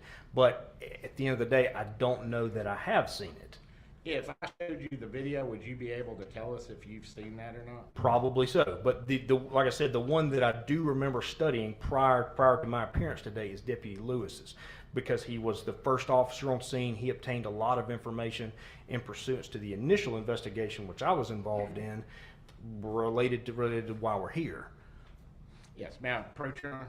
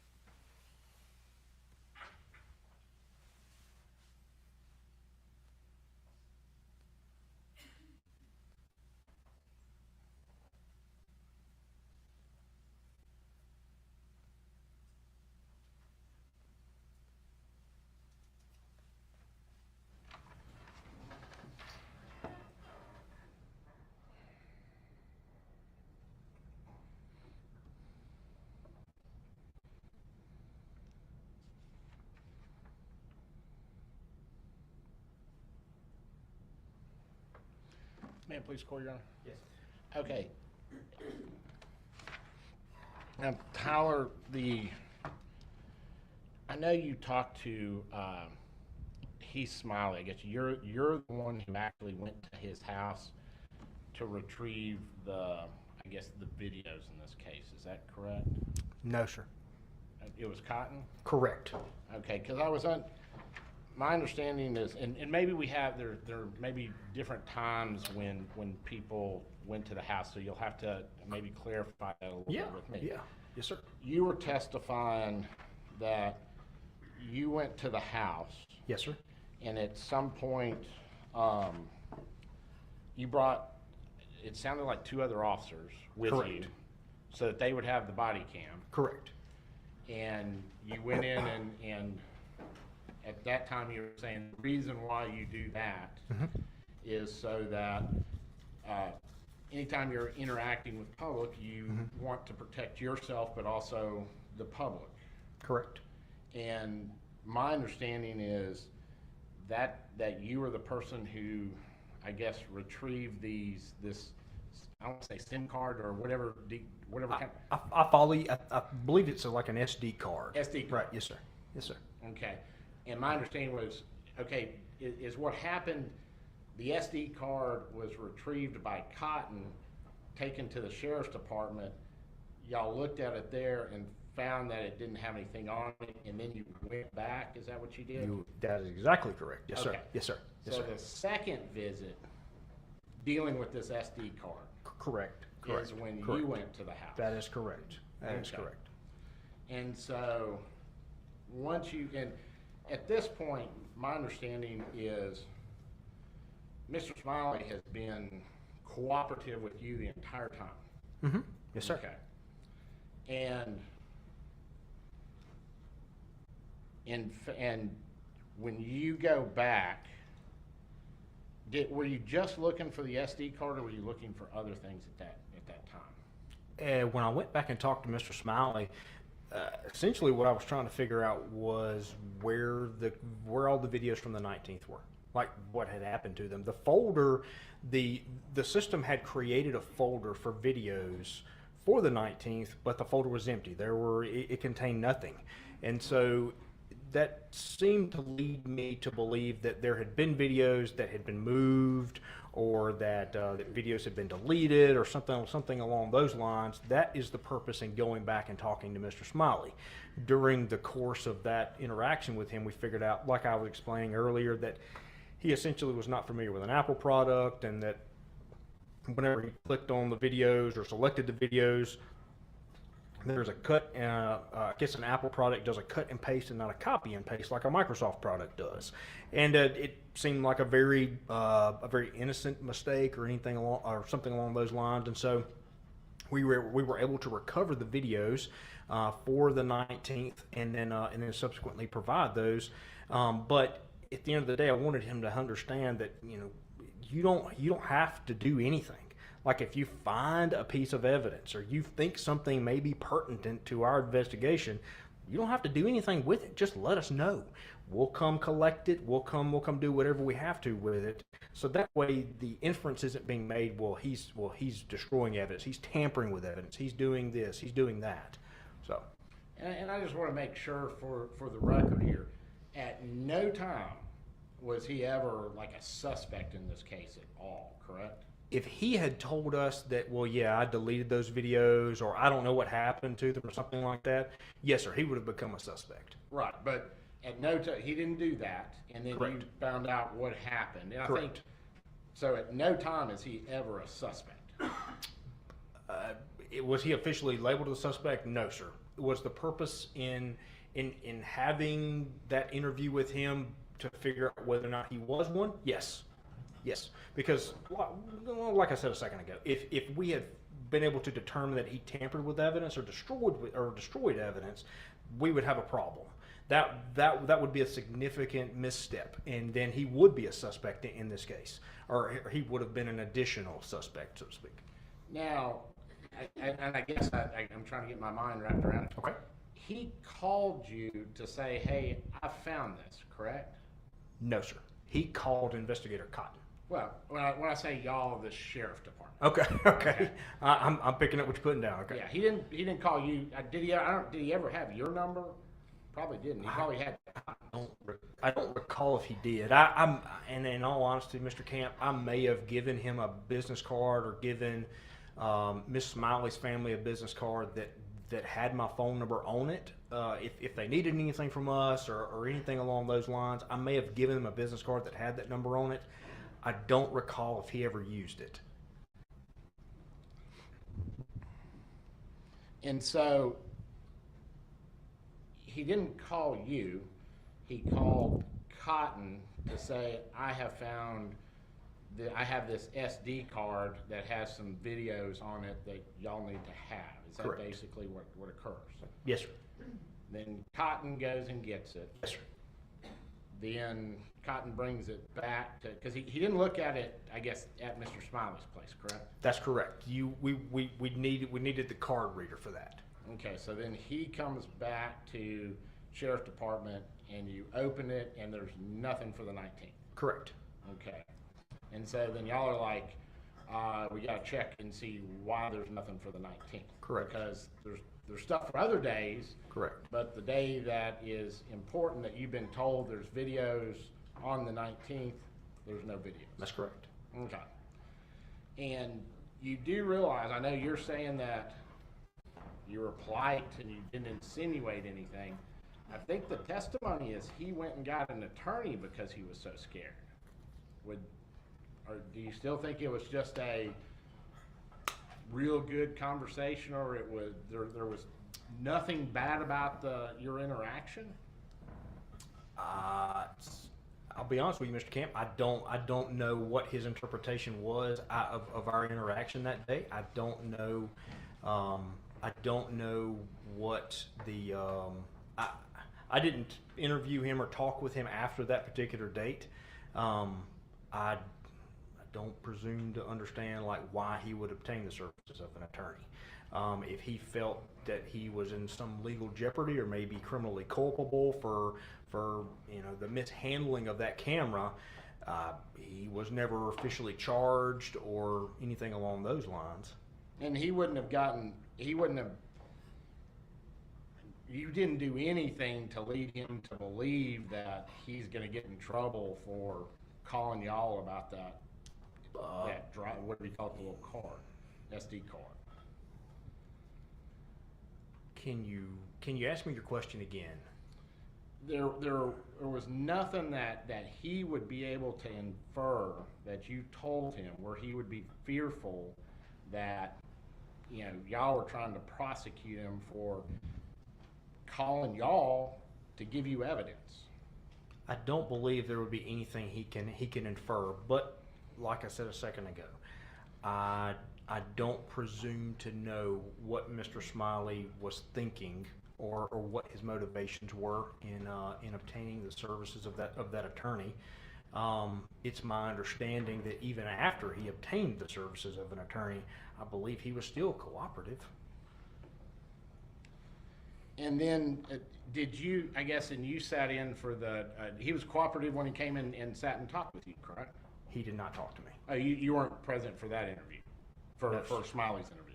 No, sir. After that particular date, I never, or I think I had one more interaction with Mr. Smiley whenever he signed a property release form, post forensic extraction of his phone and the return of that particular SD card.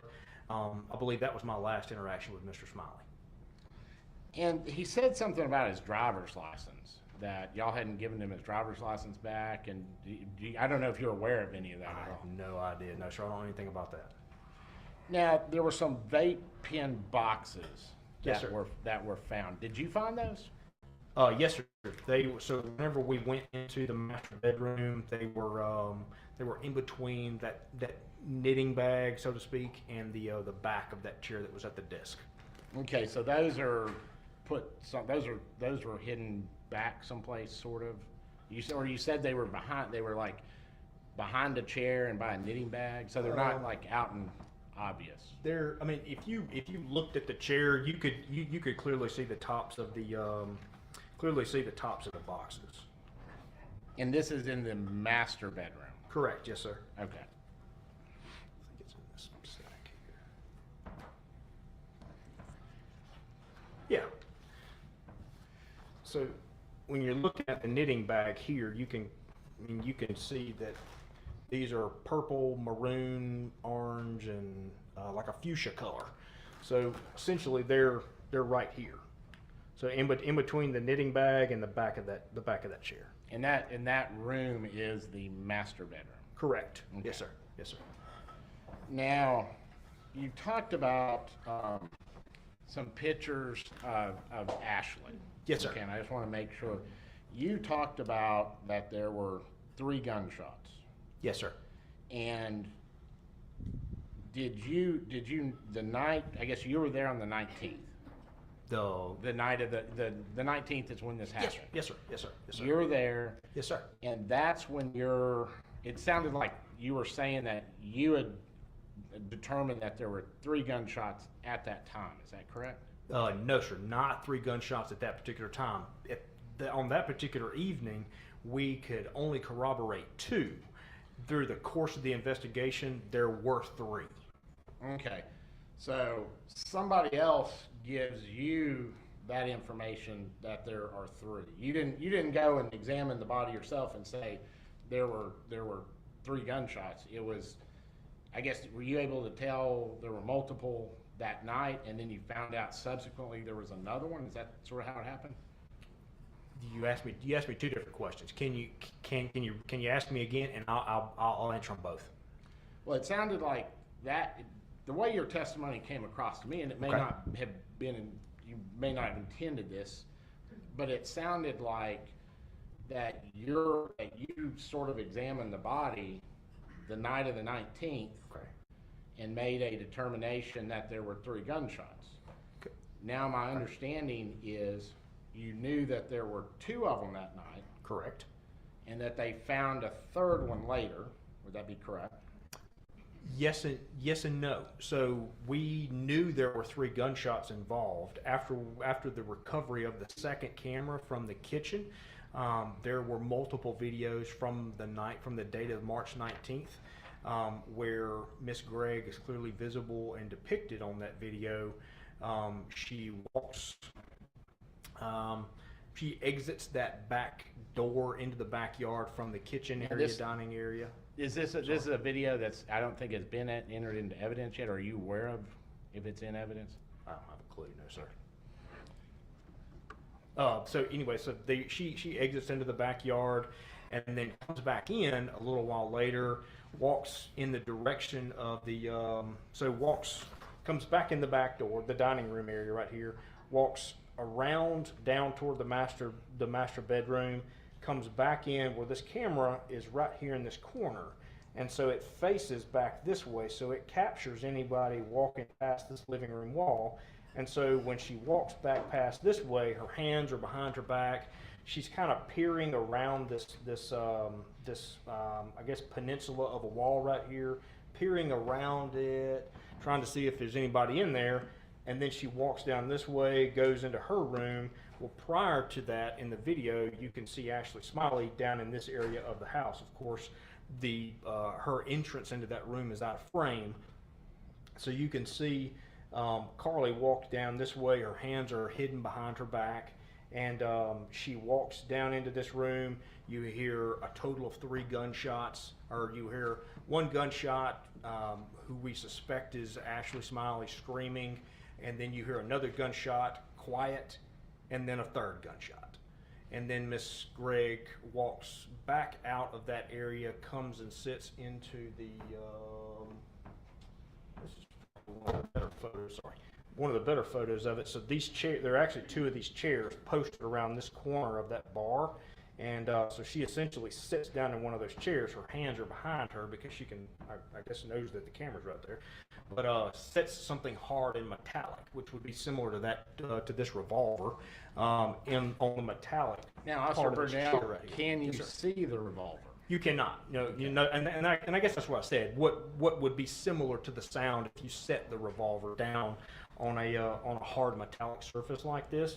It clangs, and then it looks like she picks up a phone. And I'm sorry. in fact, you never see her with a revolver at any time, correct? That is correct. You never see her with the revolver. Her hands are always behind her back, as if she's trying to conceal something behind her back. But she, like I said, she sits down. You hear this metallic clang. She picks up the white phone that we determined was hers. This And white I'm one. trying I'm not to jump in, but Yeah. I want to know about the rooms, because you said the camera faces back away from, I guess, the wing of the house where all this took place. Okay. And there's 3 rooms, correct? So there's a workout room. There's a guest bathroom. It's a bathroom that was essentially controlled and occupied by Carly Gregg. Her toothbrush, hairbrush, things like that were all found in there. There's a linen closet, and then of course there's her room. So the camera focuses right here, and then of course catches her whenever she's using her mom's cell phone to text Mr. Heath Smiley, which we later found out through that forensic extraction I was telling you about a second ago, that sent a text message to him, which kind of was the odd text message, like, "Hey, honey, what time are you coming home?" Something like that. And those are not pet names that they used, which kind of put him on suspicion that maybe something was awry. But nevertheless, like, she sends these text messages or communicates on her mother's phone, and then picks up the item, the gunshots. And I apologize. Yeah, but you don't know, you can't see her go into any specific room at any time, correct? The video does not show her going into any specific room. However, the foundational evidence that we collected either through the photographing of the scene, the identifying of defects and things along those lines in the And it shows room. back eventually in the bedroom. Now, Correct. you Correct. talk about the other picture, which was I guess the boxes that we just talked about, the little vape boxes? Yes, sir. Yes, sir. Okay, Yes, sir. you do not see those in anybody's hands, correct? So at a point, at a portion of the video, you can see Miss Smiley. She is essentially back in what we believe is Carly's room. She walks toward her own bedroom in the same path that Carly took, like after she brings the dogs back in the house. And she has something small in her hands, which we believe are these. Well, that's not very 100 small. That's a big flat. There's 4 of them, right? Right. If you stack them together and you're holding them like this, you may not be able to see it because I mean the camera's like from here to Mr. Levinson. Okay, I mean, so you don't know if that's what she's even holding, correct? correct. The only thing I'm deducing is that it's small and that you can see an object that she's toting from Carly's room. Based upon the interviews we did with Brooke Wafer, she was using THC vapes and things along those lines, and then we find empty vape pen boxes in the master bedroom of Mr. and Mrs. Smiley. Okay, and Brooke never identifies those whatsoever. That is correct. Okay.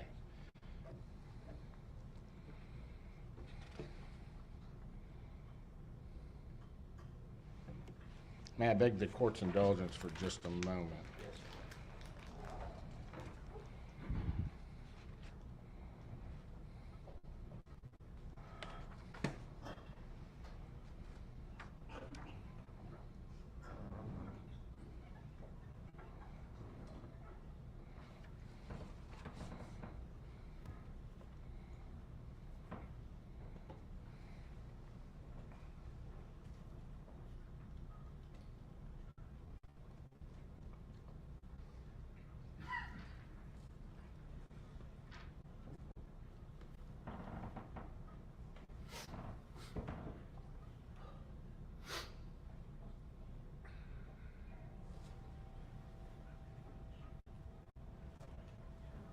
May we approach, Your Honor?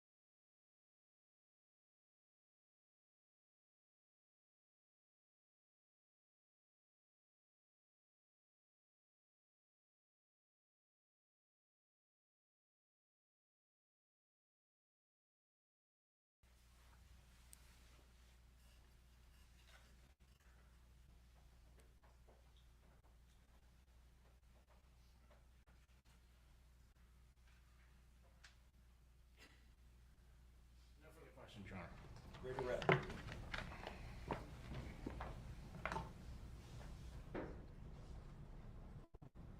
Investigator Burnell, you talked about a video. I'm gonna stand over here so that I can see. Yes, ma'am. You talked about a video from inside the Smiley House that you've seen from March the 19th, 2024. Yes, ma'am.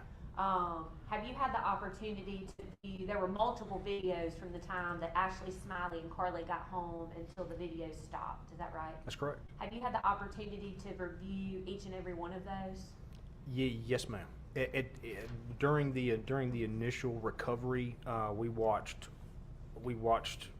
a lot of them. Yes, ma'am.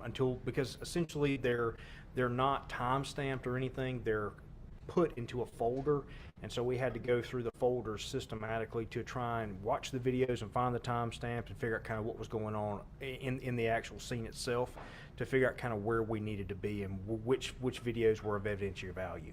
When you viewed the videos, is there an actual timestamp on the videos? Correct. It's in the bottom right-hand corner. Yes, ma'am. And to your knowledge, did you watch all of the videos from when Carly Gregg and Ashley Smiley walk into the house until the video camera shuts off? Yes, ma'am. Yes, ma'am. May we approach, John?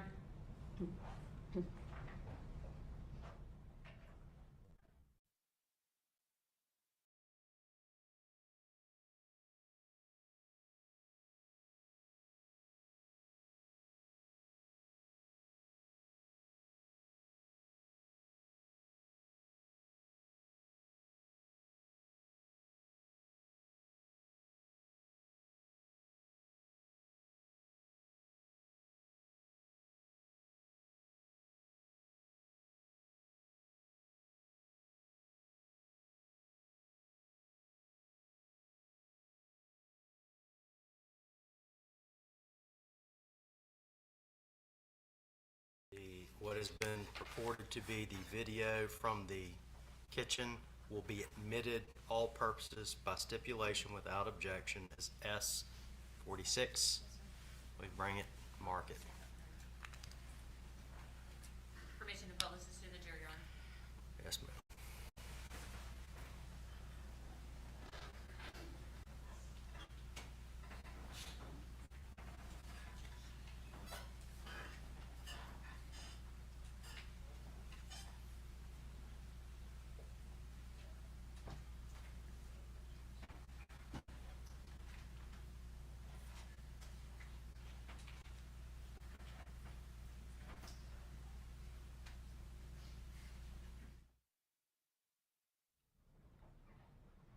May I watch when I see it, Your Honor, so you can see? Yes, ma'am. Actually, do I have permission so I can see the stand beside the jury? Thank you. Mr. Camp, counsel for the defendant wants to go over there. They can't too. Oh, you have a screen. Okay, I apologize.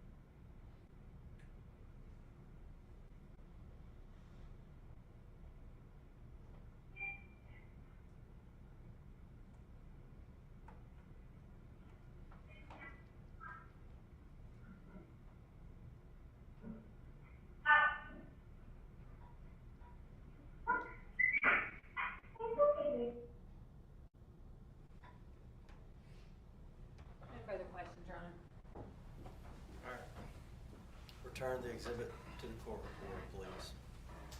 You can stand down, but you're still under subpoena. You don't need to discuss your testimony with anyone. Yes, sir.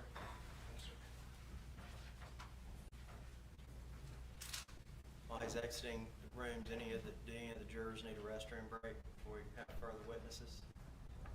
Anybody? All right, state may call its next witness. State Police Investigator Zach Cotton. Zachary Cotton.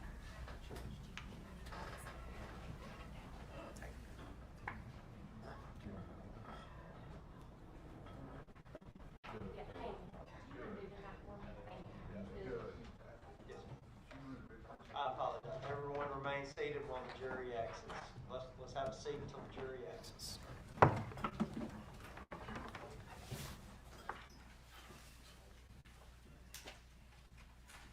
Y'all just knock and let me know when you're ready.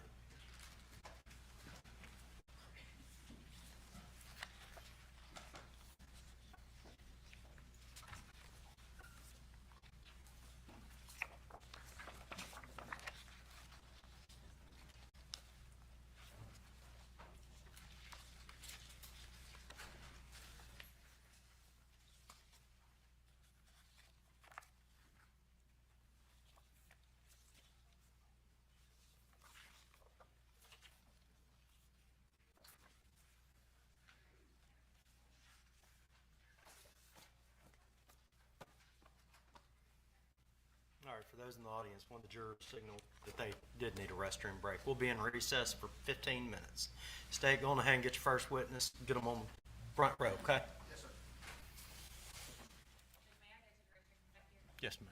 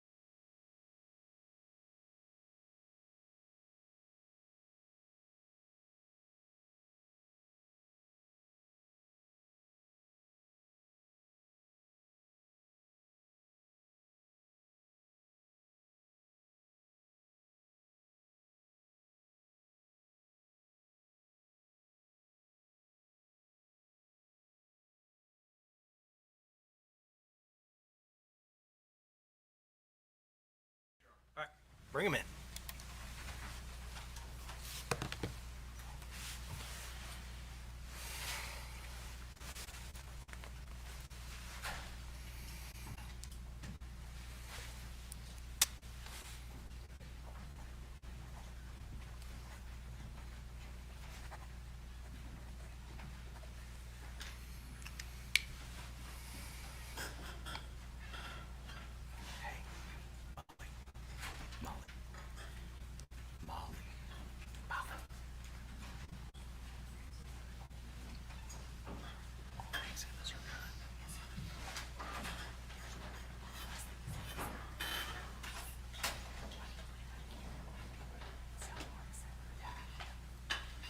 All right, state may call its next witness.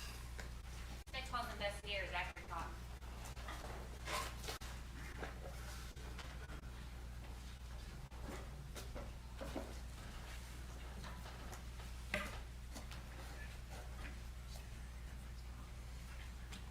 Do you swear or affirm to tell the truth, the whole truth, and nothing but the truth? Have a seat. Adjust yourself up to the microphone. You don't have to speak directly into the microphone, but you speak so the gentleman on the back row there can hear you, okay? Yes, sir. All right, you understand that you're now under oath and your answers will be sworn answers under penalty of perjury? Yes, sir. All right, you may proceed. Investigator Cotton, if you would introduce yourself to the ladies and gentlemen. I'm Zachary Cotton. I'm an investigator at the Rankin County Sheriff's Department. And Investigator Cotton, how long have you been with the Rankin County Sheriff's Department? I started in April of 2015. And tell us kind of work your way through, because did you start in dispatch? The jail. The jail. Yes, ma'am. And I went to the academy in January of 2017.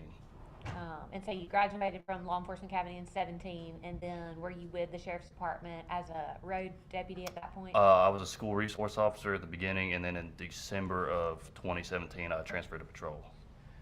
On March the 19th of 2024, what role were you in with the Rankin County Sheriff's Department? I was working in investigations. Did you have the opportunity to be called out to 314 Ashton Way? 214, actually. 214. Yes, Thank ma'am. you. And where is that? It's over there in Farmington Station, over there off of Farmington Boulevard, out in Brandon, Mississippi.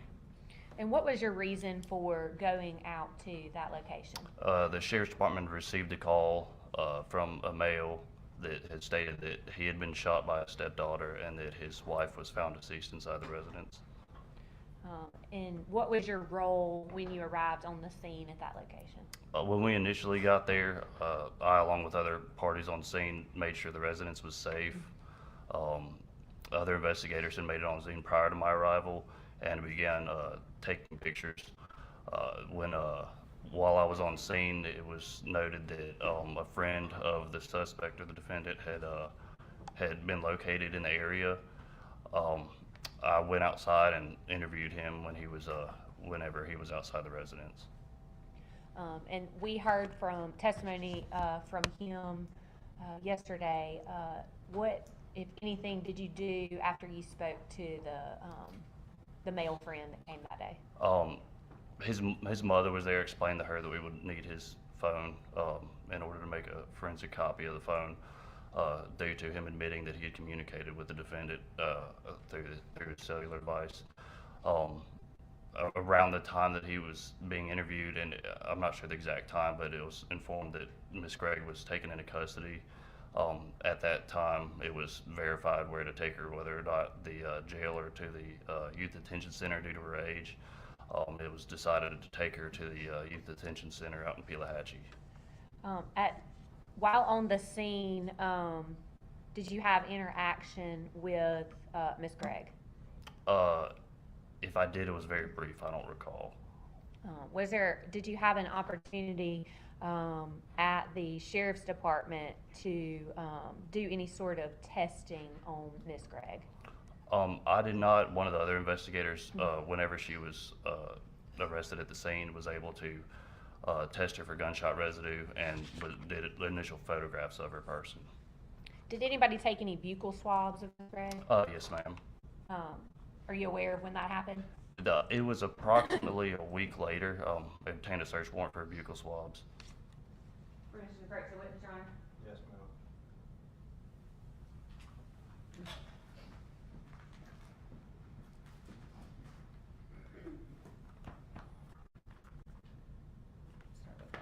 handed you, one envelope. What do you recognize that to be? It says it's a buccal swab of her left cheek and a buccal swab of Miss Gregg's right cheek.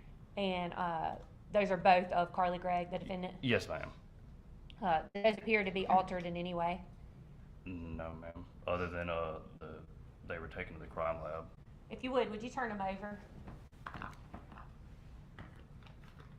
Are your initials on those? Yes, ma'am. And what does that mean? That I sealed it on that specific date. Your Honor, we'd ask that these be marked as state's next exhibits. Any objection? No objection, Your Honor. All right, mark the left cheek as S47.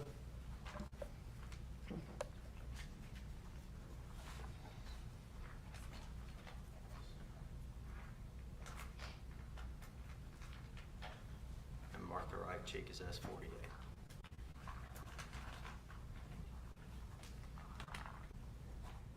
Investigator Cotton, excuse me, did you also close and seal evidence of swabs taken from the firearm used to kill Miss Smiley?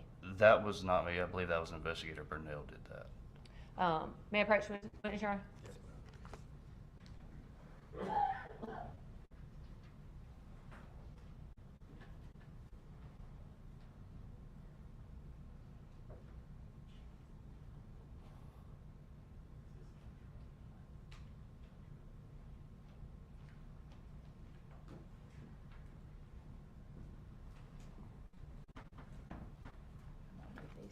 That's all right.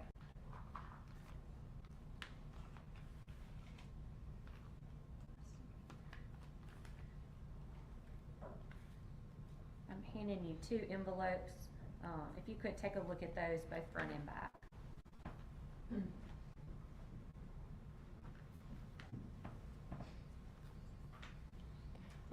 What are those two envelopes? They this one says it's a swab taken off of the trigger of the firearm, and this other one says it's a swab from the hammer of the revolver. And do those both bear your initials as well, Yes, ma'am. indicating that you do know what those are? Yes, ma'am. And is that taken from the hammer and the trigger of the weapon used in this crime? Yes, ma'am. Your Honor, we'd ask that those be marked as the state's next exhibit. Any objection? No objection, Your Honor. S49 will be the swab of the hammer.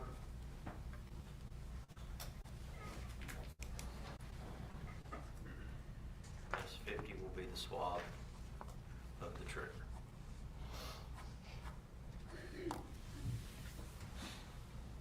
Investigator Cotton, we've heard from two other officers, a deputy and investigator that were involved in this case, and so I certainly don't want to rehash what they've talked about. We've gotten, I think, through the point where, in the investigation, where the crime scene was cleaned up, or processed, I'm sorry, the victim was taken out of the home, both the living and the deceased victim. At some point, did you have the opportunity to observe an autopsy on Ashley Smiley? Yes, ma'am. It was approximately a week later. I believe it was on March 26th at the Mississippi Crime Lab. May I approach, Your Honor?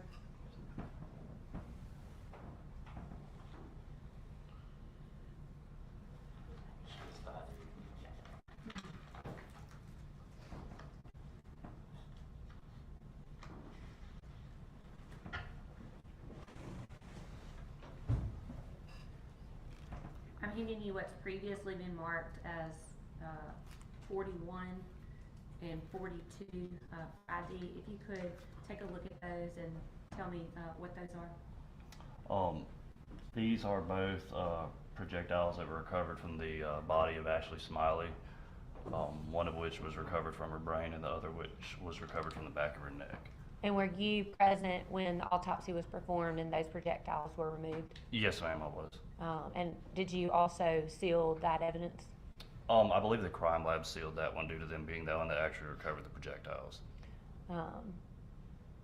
But you were present when they were recovered? Yes, ma'am. We'd ask that those be marked as an exhibit rather than ID at this time, Your Honor. Any objection? No objection, Your Honor. They'll be admitted all purposes. Please hand them back to the court reporter.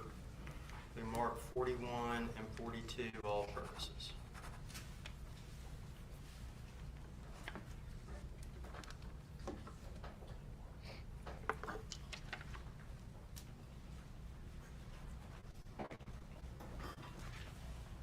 All right, you may proceed.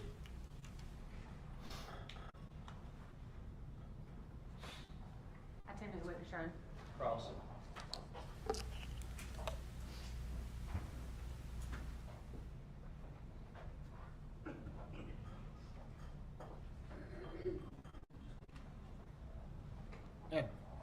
Investigator Cotton, who all did you witness, or who all did you, I guess, interview in this case?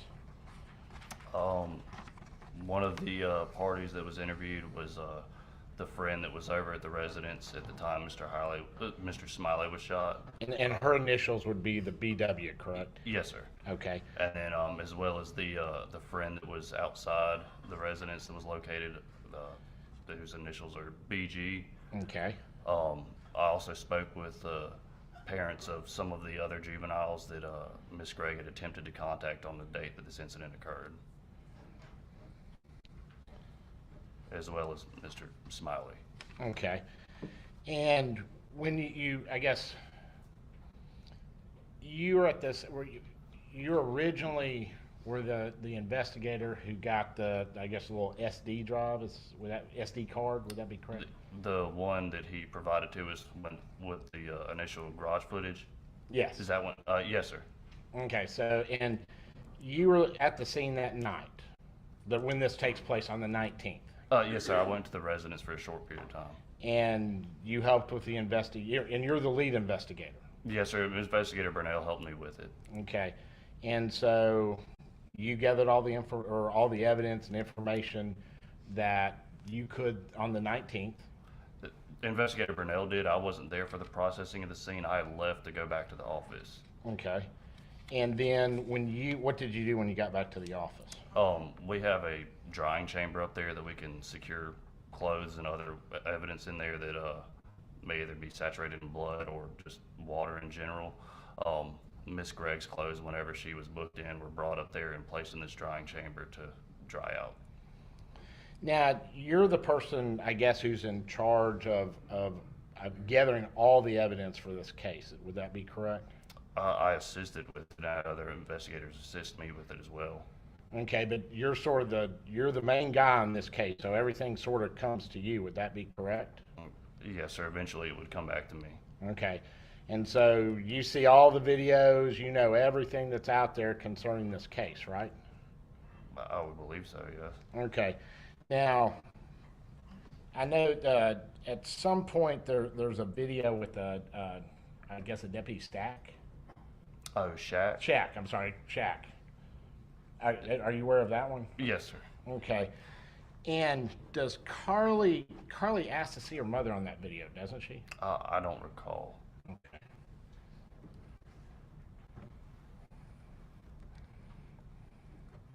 Now, I guess you interviewed Heath, is that correct? Yes, sir, at a later date, not on the date that the incident occurred. Okay. When you interview Heath, and this is, I guess it's a couple days after, is that correct? I think it was approximately a week and a half. It was the very beginning of April. Okay. And he comes and sits down, and had you gotten the SD card at that time? Yes, sir. Okay. And so, because I noticed it said that you and it was you, his attorney, and himself, and he'd gotten an attorney based upon whatever happens with this SD card, correct? Yes, sir. Okay.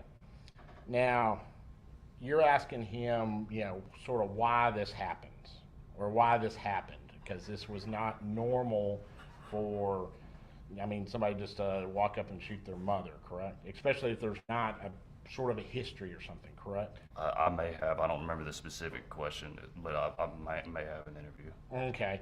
And it's at that time where, and Heath doesn't really know, correct? Correct.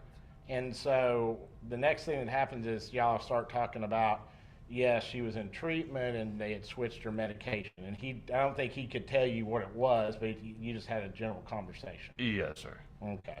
And so that was the first time you learned that there may be psychological issues in this case.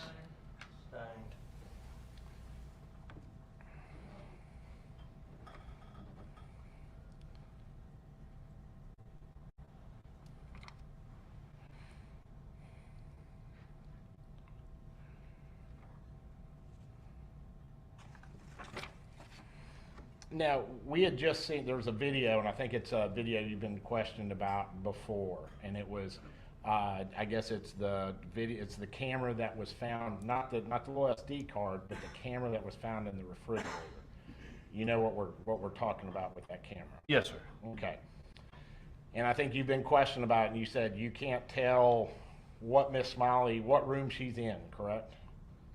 You talking about Miss Ashley Smiley? Yes, Ashley Smiley, you do not know what room she's in at No, sir, I different can't say times. for certain which room she's in. Yeah. And you can't tell anything that she was carrying or not carrying or anything. You were never able to identify that. It's not, it's kind of the distance. It's not really discernible what exactly it is. She just had stuff in her hands at some points.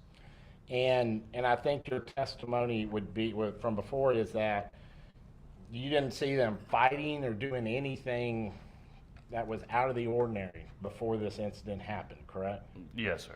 And I think you checked with did you check with her friends at school and everything to see if there was anything there that had caused problems? I spoke with the BW and BG. I know BG had mentioned that he had told Miss Smiley prior to them leaving school that day that he had informed her of a phone that she wasn't supposed to have because, to my understanding, she was in trouble already and had her actual phone taken away, and had told her about what he called weed pens that she had been using, and he said that he had told Miss Smiley that prior to her leaving school and going home with Miss Gregg. And I think he also had told you he didn't see anyone like Miss Smiley mad or anything like that when he left Miss Smiley, correct? I believe so. Okay.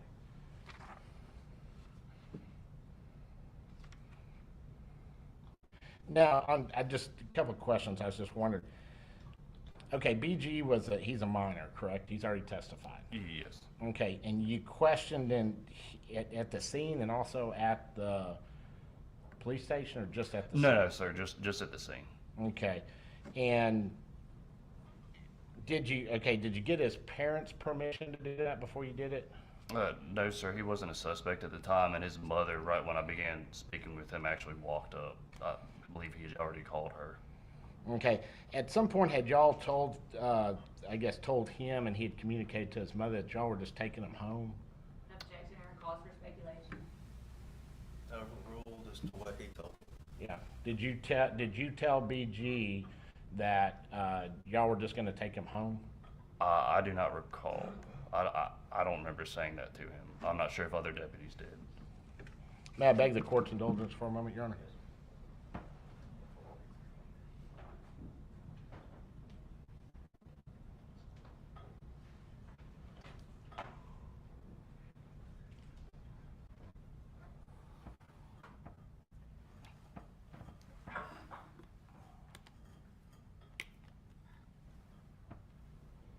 And I just want to be clear, I think you've already, it's sort of going back to that camera. You had said, I think you've already said that you couldn't tell if Ashley Smiley had been cleaning out a drawer like in the other room or something like that. You had no idea what she was doing, correct? No, sir. She just appeared to be going over to that side of the residence where Miss Gregg's room was and then coming out with items in her hand. Okay, no further questions. Redirect examination.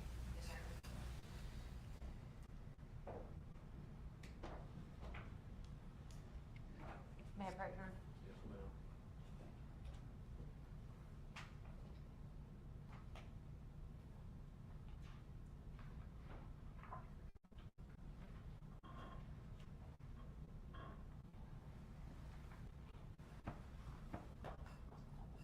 Mr. Gregg Cotton, I'm handing you what's previously been marked as Exhibit 36 and 37.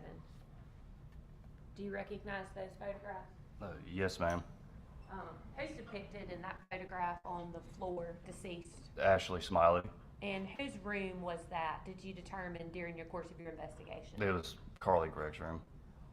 And in the course of your investigation, were there also other signs that the shooting had occurred in that bedroom? Yes, ma'am. I believe there was some blood spatter on the television that was in the room that was mounted on the wall, as well as there was a defect in the wall where one of the projectiles had gone.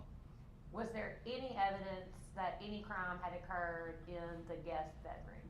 No, ma'am, not that we found. Based on your investigation, the murder of Ashley Smiley occurred in what bedroom? In Miss Gregg's bedroom. And who murdered her? Miss Gregg. And based on your investigation, who attempted to murder Heath Smiley? Miss Gregg. And based off your investigation, and we watched the video just a few moments ago, who's the last person that was alive in the house when the camera goes out? Miss Gregg was. Is it your understanding that she's the one that removed the camera? Yes, ma'am. No further questions, Your Honor. May this witness be finally excused by the state. So did Sharika, Your Honor. All right. You're free to stand down, but you must leave the courtroom and you must not discuss your testimony with anyone else, okay? You're free to step down. While he exits, Mr. Bailiff, would you hand the exhibits to the court reporter? State may call its next witness. The state calls David Whitehead. David Whitehead.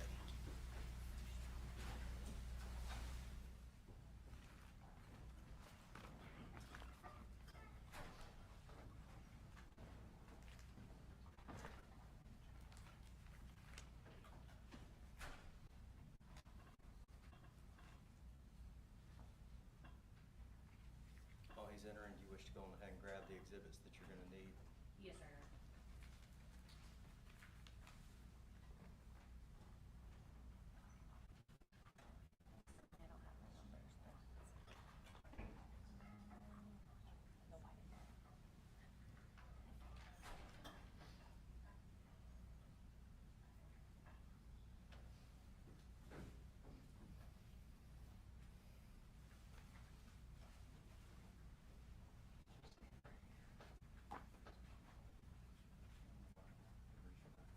Do you swear or affirm to tell the truth, the whole truth, and nothing but the truth, so help you God?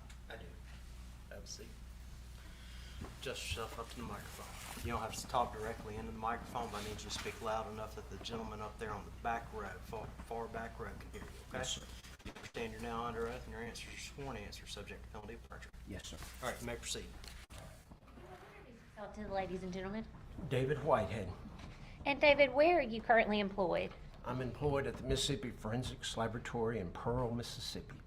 And you're our first witness from the crime lab today, the forensics laboratory. So could you explain for the ladies and gentlemen what you guys do over there? We provide forensic examinations to law enforcement agencies in the state of Mississippi.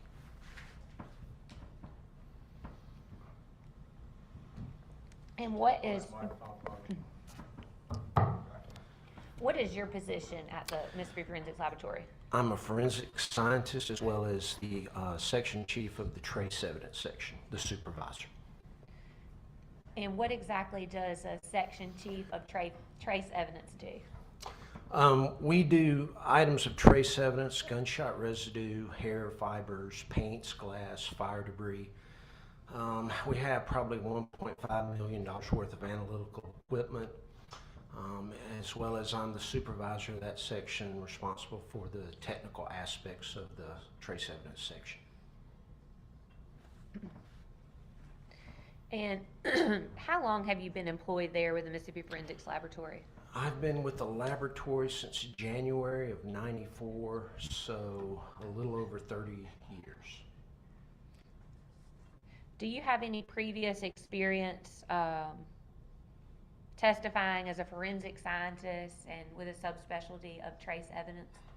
Yes, ma'am. I've testified probably north of 400 times in circuit court in Mississippi, circuit court in Louisiana, as well as federal court in the state of Mississippi. As a matter of fact, I've testified here on several occasions. And if you could give the ladies and gentlemen just a kind of background on what education you have and kind of how you got to be in this role. Yes, ma'am. I hold degrees in chemistry and forensic science from the University of Mississippi. I've attended numerous schools and seminars over the years. I've been to the FBI Academy in Quantico, several different classes. I've been to McCrone Research Institute in Chicago. I'm certified by the American Board of Criminalistics after passing the national certification test in 1998. So my certification is in comprehensive criminalistics. I'm also a member of the American Academy of Forensic Sciences, the Southern Association of Forensic Scientists, and the American Society of Trace Evidence Examiners. And of course, our laboratory is an accredited laboratory. We're accredited by the organization called ANAB. Your Honor, at this time, we would move to have this witness tendered as an expert, as a forensic scientist with a specialty in trace evidence. You wish the board that? No, no, objection to him as a witness or an expert witness. Without objection, he'll be admitted as an expert witness in the field of forensic science with specialty in trace evidence. You may proceed. Mr. Whitehead, if you could explain to us exactly what trace evidence is. Trace evidence deals with small items of evidence, trace amounts. We analyze such things as I previously stated, hairs, textile fibers, paints, glass, gunshot residue, and in addition to that, fire debris type evidence where we're looking at charred debris for ignitables. We do a lot of comparison work where we're comparing unknown samples to known samples, but probably our biggest caseload is gunshot residue examinations. We probably get about 400 or 500 of those cases in a year. And our second most caseload is going to be fire debris. And what is gunshot residue? Gunshot residue is produced when a weapon is discharged, and what will happen is you'll get gases escaping any opening in the weapon. We're specifically looking for primer residue, which comes from the primer cup. So when the firing pin strikes in the weapon strikes the ammunition, the primer cup, it ignites those components. That ignites the gunpowder, which is what propels the projectile out the end of the barrel. You'll get these gases escaping any opening in the barrel. When it hits the cooler air outside the weapon, it'll condense into particles. These particles are microscopic in size. They contain lead, barium, and antimony, and they will have a spherical morphology. And what type of testing, or can you describe for us how you test for gunshot residue? We utilize what is called a scanning electron microscope with an energy dispersive X-ray analyzer. That's a fancy name for a large microscope that analyzes these tiny particles. Since they're about a micron in diameter, you have to have a pretty powerful instrument to look for these. The microscope actually visualizes the particles. The X-ray detector actually tells us the composition of those particles. And again, we're looking for lead, barium, and antimony particles. Those are what are produced from primer residue. And I want to take just a step back. You mentioned earlier that the lab is accredited. Do you also undergo like performance testings on the machinery that you use? We're accredited every 4 years, so every 4 years a team comes in and inspects all aspects of the organization, as well as we're proficiency tested every year. So every year we complete proficiency tests that are outside proficiency tests, and we to look for things like gunshot residue or the other disciplines. And for people that are not familiar with those proficiency tests, is that like I would do my research or my testing, I would submit my report, and an outside agency would then review everything and make sure that that was proper? It's sort of like that. What we do is the outside agency will produce the proficiency tests. They have an expected outcome of those tests, and the report will be issued after the report is published on what that proficiency test is. So there is an expected answer to those tests. Excuse me for speaking over you, back in March of 2024 through currently, was your proficiency testing at the crime lab, and you're specifically up to date? Yes, as a matter of fact, I just completed a GSR proficiency test. Mr. Whitehead, did you have the opportunity to work on Mississippi Crime Lab case number 24003-524? I did. And who was the suspect in that case? The suspect was listed as being a Carly Greggs. And the work and the testing that you did on that case, was that also reviewed by anyone else? It was. All of our casework is reviewed by a second examiner, and that particular examiner in this case was Jacob Birchfield. And did he agree with the results of your findings? He did. What evidence did you review or did you receive in order to do your testing? I received a gunshot residue evidence collection kit labeled as coming from Carly Gregg. Permission to approach witness, Your Honor? Yes, ma'am.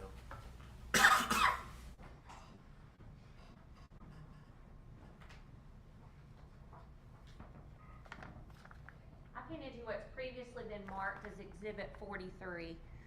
Have you seen that item before?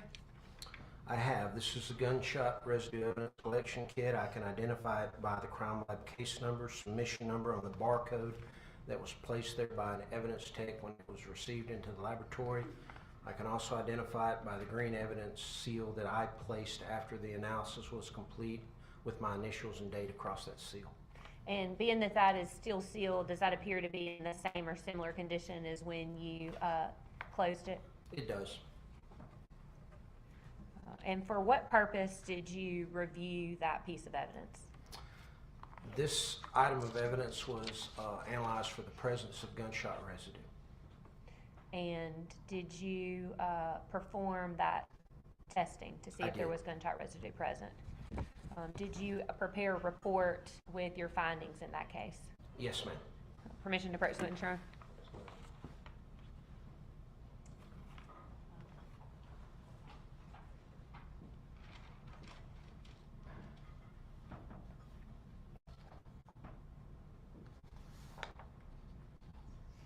Is that an accurate copy of your report?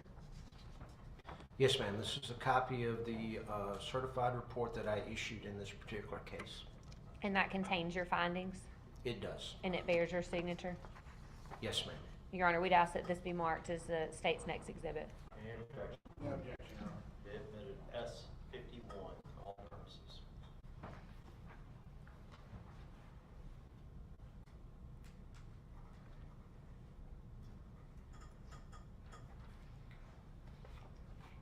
If you would, Mr. Whitehead, if you could explain, I know you've talked about what gunshot residue is and that you tested that particular kit. If you could just walk us through the testing on this particular item and what your findings were. Yes, ma'am. This particular kit contained 2 adhesive tape lifts labeled right hand and left hand. The adhesive tape lifts, the idea is if there's any residue on the surface of a person's hands, it will be picked up by the adhesive tape lift. Those samples were then placed into the scanning electron microscope and analyzed for the presence of gunshot residue, and I reported out the results of that analysis.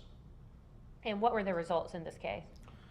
Particles of gunshot residue were positively identified on the right hand, labeled as coming from Carly Gregg's, and the left hand, labeled as coming from Carly Gregg's.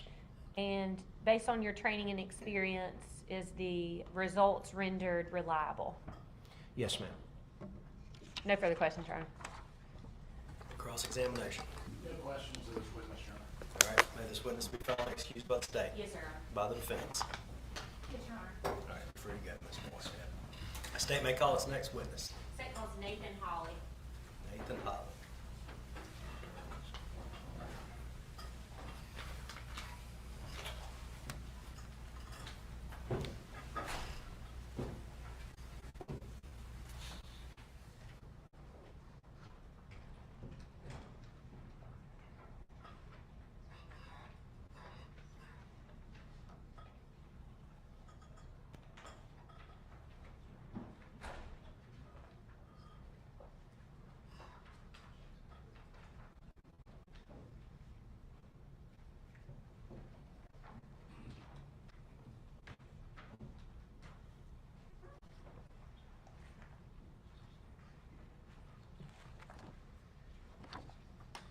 Do you swear or affirm to tell the truth, the whole truth, and nothing but the truth, so help you God? I do. See, adjust yourself up to the microphone. You don't have to speak directly into the microphone, but you need to speak so that gentleman on the back row can hear you, okay? Yes, sir. Do you understand that you're now under oath and your answers will be sworn answers under penalty of perjury? Yes, Your Honor. All right, you may proceed. Your Honor, I'm just gonna grab the exhibits quickly before we start.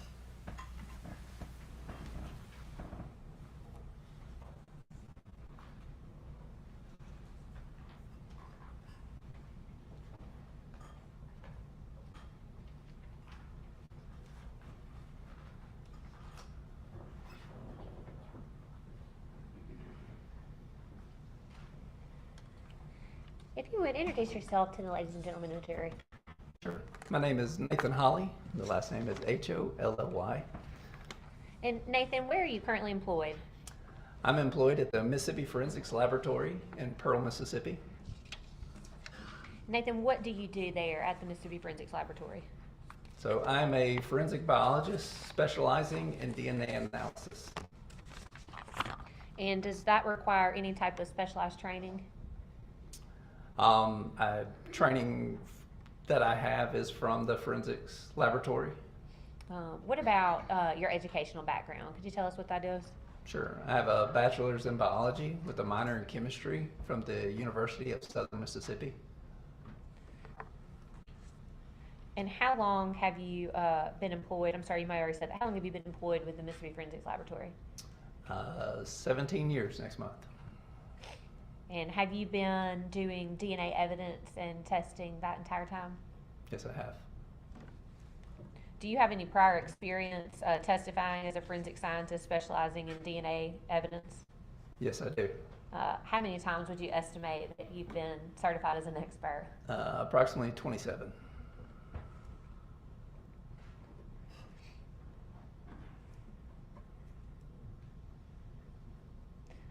Your Honor, at this point, we would tender the expert, to this witness as an expert in forensic science and DNA analysis. Any No objection. All right, he'll be admitted without objection as an expert, as a forensic scientist, as an expert in the area of forensic science, particularly DNA analysis. You may proceed.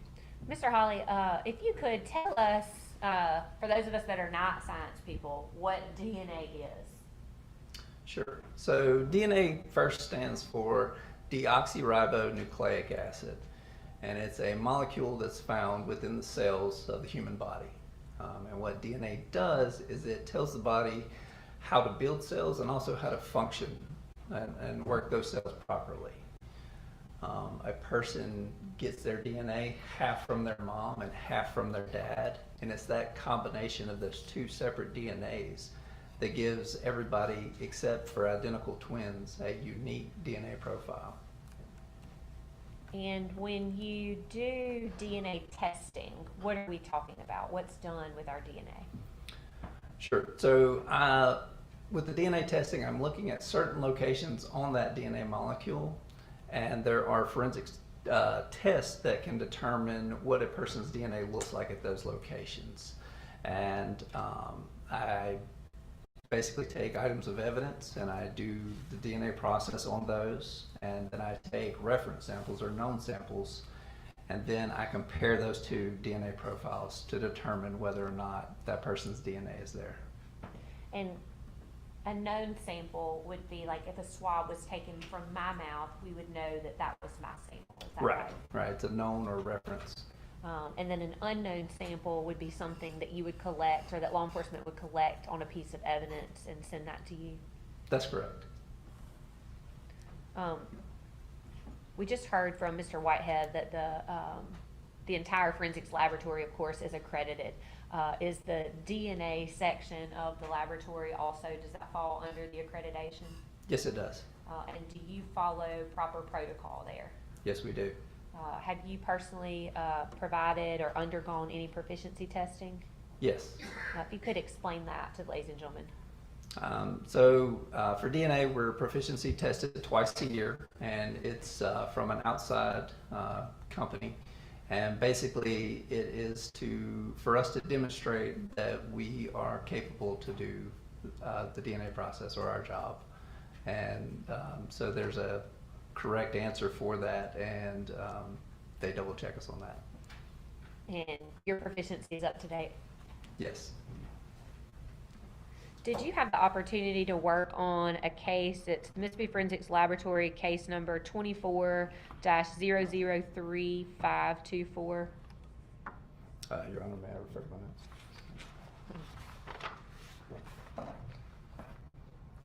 Yes, I did. Mayor Probst, in performing that work, did you actually did you render a report? Yes, I did. Mayor Probst Wittenshire?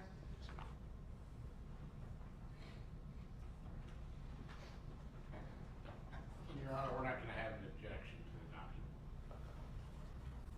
I'll go ahead and ask that it be marked, this is next statement exhibit. Without objection, it'll be marked S52.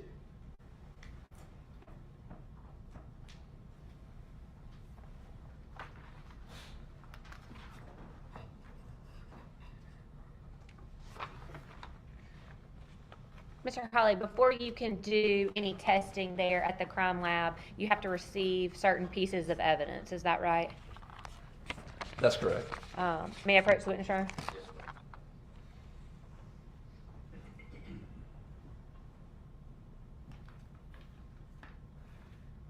I'll put these all out in front of you. I'm handing you what's previously been marked as Exhibit 47, 48, 49, and 50. If you could, starting with number 47, tell me what that is and how you know what that is.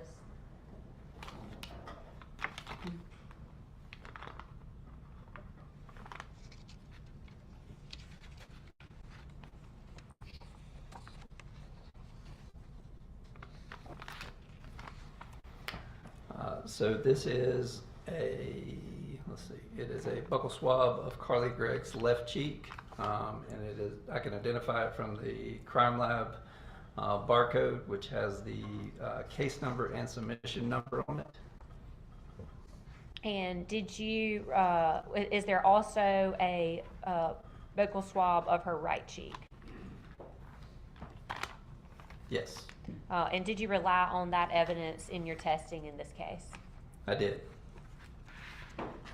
I also handed you another item, looks like 2 additional swabs. Could you tell us what those were from? So one is a swab from a hammer of a Taurus revolver. And once again, I can identify it by the crime lab barcode that has a case number and submission number, as well as the evidence tape with my date and initial on it.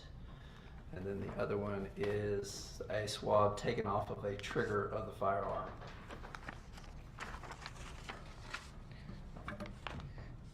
In performing DNA testing, do you actually have to, well, can you describe for us if you take an extract from something? Yes. So the DNA process starts with extraction. And what I'm doing during the extraction is I'm actually removing the cells off of whatever substrate they're on, whether it's a swab or a cutting. And I'm lysing open that cell and getting rid of all the other cellular components except for the DNA. So the only thing that I'm left with is that isolated DNA. Did you do that in this particular case? Yes, I did. Permission to approach witness. Yes, ma'am.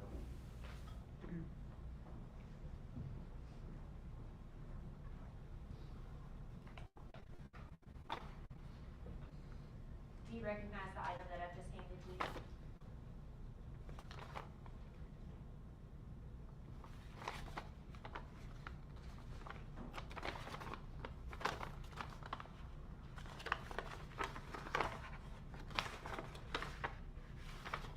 Yes. And what are those? So these would be the DNA extracts from my extractions on the items of evidence. And there's 4 total, but I just want to talk about, is there one for the swab from the trigger and then one from the swab of the hammer of a firearm? Yes, there are. Your Honor, we'd ask that that be marked as state's next exhibit. Any objection? No objection, All right, we'll do hand the trigger extract to the court reporter. That'll be S53.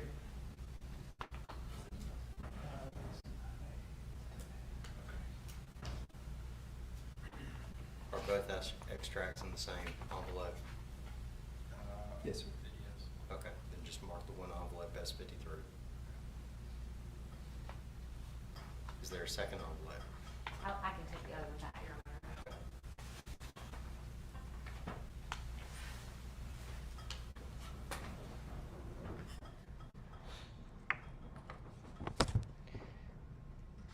Mr. Hawley, the report that you prepared, did someone else review that work that you had done? Yes, they did. And did they agree with your findings? Yes, they did. And if you could tell us about the two items, I think I misspoke earlier in this case when I said that there was a DNA match on the hammer. Could you tell us what your findings were with regards to the hammer, the swab from the hammer on the Taurus gun? Due to an insufficient amount of genetic information, no comparable results were obtained for the swab from hammer. What about for the trigger of the Taurus firearm? The DNA test results for the swab from trigger produced a partial profile which is consistent with the reference sample of the suspect. Therefore, Carly Gregg is not excluded as a possible DNA donor to this sample. Ashley Smiley is excluded as a possible DNA donor to this sample. So explain that, because when I first read one of these reports, I was like, what does that mean, not excluded? In layman's term, I'd say that's them. But in scientific terms, you have to say that they can't be ruled out, right? Right. So in this case, the DNA that is there, it does match to Carly Gregg's DNA. Is there a quantification? Do you put a certain number, like 1 in so many people, that DNA belongs to? So anytime there is a match made, we do give a status statement, and I can read that one and then explain it to you. For the 8 markers compared, the genetic profile for the DNA donor of the swab from trigger occurs with a frequency of approximately 1 in greater than 10 billion random unrelated persons of the Caucasian, African American, and the Hispanic population. And so that stat is supposed to give weight to how common or how rare you would expect that profile. And in this case, it would be a rare profile. And as I understand it, the 1 in 10 billion is actually just the forensic laboratory's cutoff. You got to stop it at a certain point. That's right. Once the numbers get so big, it's hard to understand. We usually cap it at above the world population, which is, last time I checked, around 8 billion. So we cap it at 10 billion. And to be clear, your report excludes Ashley Smiley as a DNA donor on the trigger of the gun. That's correct. Court's indulgence. No further questions, Your Honor. Cross-examination. May this witness be finally released by the state? Yes, sir. By the defense?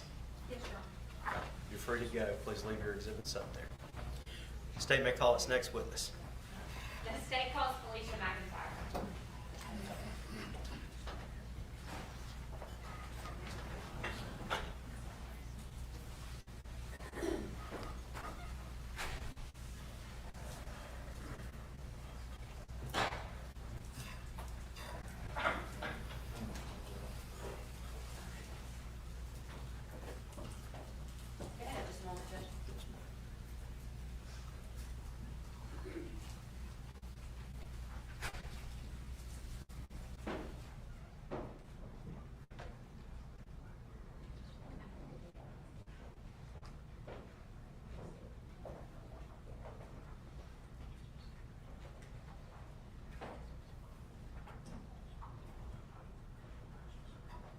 You swear or affirm to tell the truth, the whole truth, and nothing but the truth, so help you God? I do.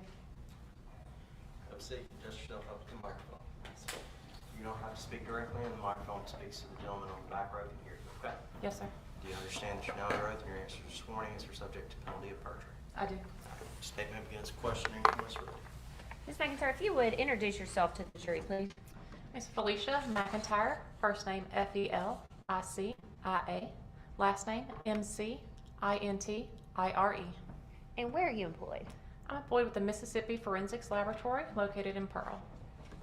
And what are your duties there, or sorry, what is your position there at the Mississippi Forensics Laboratory? I'm the section chief of the firearm and tool mark unit. And what are your duties as the section chief of the Firearms and Tool Mark Division? As the section chief, I oversee the administrative and personnel matters within our division, but also act as a forensic scientist specializing in firearm and tool mark identification, which allows me to compare bullets, cartridge cases, or other ammunition components to see if they were fired in a particular firearm. And how long have you been employed with the Mississippi Forensics Laboratory? Since November of 2008. Do you have any previous experience as a forensic scientist specializing in firearms and tool mark examination? I was trained with the Indiana State Police beginning in 2005. Would you give the jury your educational background? Yes. I earned a Bachelor of Science in Forensic Science from Eastern Kentucky University. And have you completed any specialized training in forensic science and firearms and tool marks?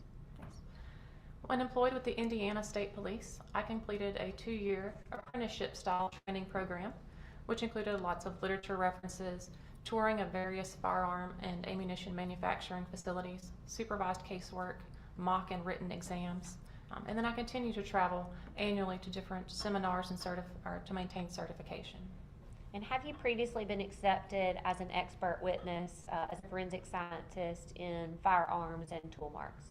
I have. How many times would you estimate that? Near 100 at this point.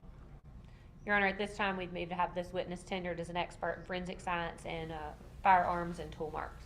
No objection. Without objection, shall be admitted as an expert in the area of firearms and tool marks. Firearms and tool marks and tool mark identification. You can proceed. Ms. McIntyre, if you could kind of talk to us about what ballistics are. The field of firearms examination has as its main concern to determine if a bullet or cartridge case was fired in a particular firearm. We're able to do that through class and individual characteristics. More specifically, when a gun is manufactured, some features of that firearm are determined by that manufacturer. Those are considered class characteristics. The caliber, the way that the firearm is rifled, so the number of lance and grooves that are put inside that barrel, those are put there to help impart spin on the bullet, but those are determined by that manufacturer. Incidental to that manufacturing process, individual marks are left behind. So those are things that happen as a result of the machining processes or use and abuse over time that cannot be determined by the manufacturer. And those marks are unique to a particular firearm. I'm looking for both those class and individual marks on a microscope when I'm comparing these items. So I'm looking at a comparison microscope, which is just 2 regular stereo microscopes joined by an optical bridge, so I can see 2 different items through one field of view. So in a case matter, we'll be looking for those class and individual marks on unknown items versus items I know were test fired from a particular firearm. When you talk about test firing, where do you get the items that you use to conduct test firing? When a firearm is submitted to the laboratory, I will generate those knowns. So I'm making test fires. I'm getting reference ammunition that we have at the laboratory that has been purchased, and I'm firing it in the gun that has been submitted for testing. I do that in a water tank. That's literally just a 12-foot deep tank of water that allows me to discharge the firearm. Those individual marks are placed on it, and they're not affected at all by the water, so I can retrieve it to have intact knowns to compare to my unknowns. And I want to take a step back. We spoke with 2 experts previously about proficiency testing, and I want to make sure that you two, Ms. McIntyre, have performed and essentially passed your proficiency testing. Yes, the firearms unit also completes annual proficiency testing, which I have taken and passed this year. Did you have the opportunity to be involved in crime lab number 24-003524? I did. And who was the suspect in that case? Suspect is listed as a Carly Gregg, spelled C-A-R-L-Y, last name G-R-E-G-G. And the testing that you performed, was that reviewed by anyone there at the Mississippi Forensics Laboratory? Yes, it was. And do they agree with your results? They did. In preparation, or at the conclusion of your testing, did you prepare a report with your findings? I did. May I approach the witness, Your Honor?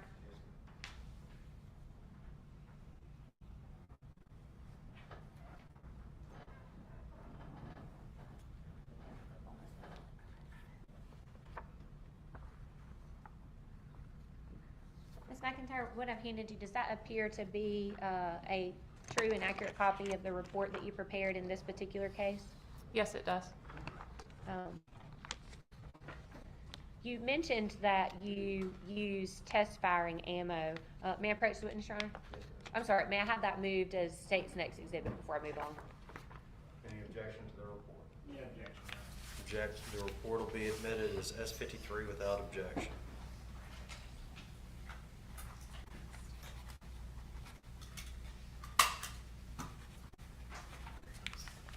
May I approach the witness, Your Honor? Yes, ma'am.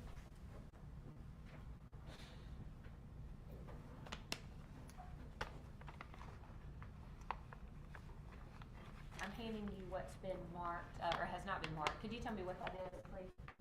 Yes, for the record, I've been handed a test fire envelope that bears crime laboratory number 24-003524. I recognize this envelope as it bears the crime laboratory barcode with the case number and submission number. My initials are placed upon it when I created it, as well as a tape seal of my date and initials when I completed my examination of these items. And does that appear to be in a unaltered form since you sealed that envelope? Yes, the seals are still intact. Your Honor, we'd ask that that be marked as the state's next exhibit. Any objection? No objection, Your Honor. Admitted S-54. 55.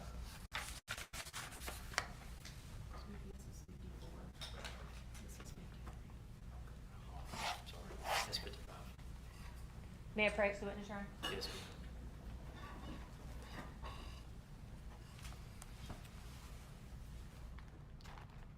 I've handed you two items that have been previously marked as S1, S41 and S42. Do you recognize both of those items as well? I do. And what are those? State's Exhibit 41 is Crime Laboratory Submission 5 in the above mentioned case. This is a sealed plastic bag containing a manila envelope labeled Bullet from Brain. State's Exhibit 42 is Crime Laboratory Submission 4. I recognize my markings on this item as well. It is a sealed plastic bag containing a manila envelope labeled Bullet from Back of Neck. One other item, Your Honor.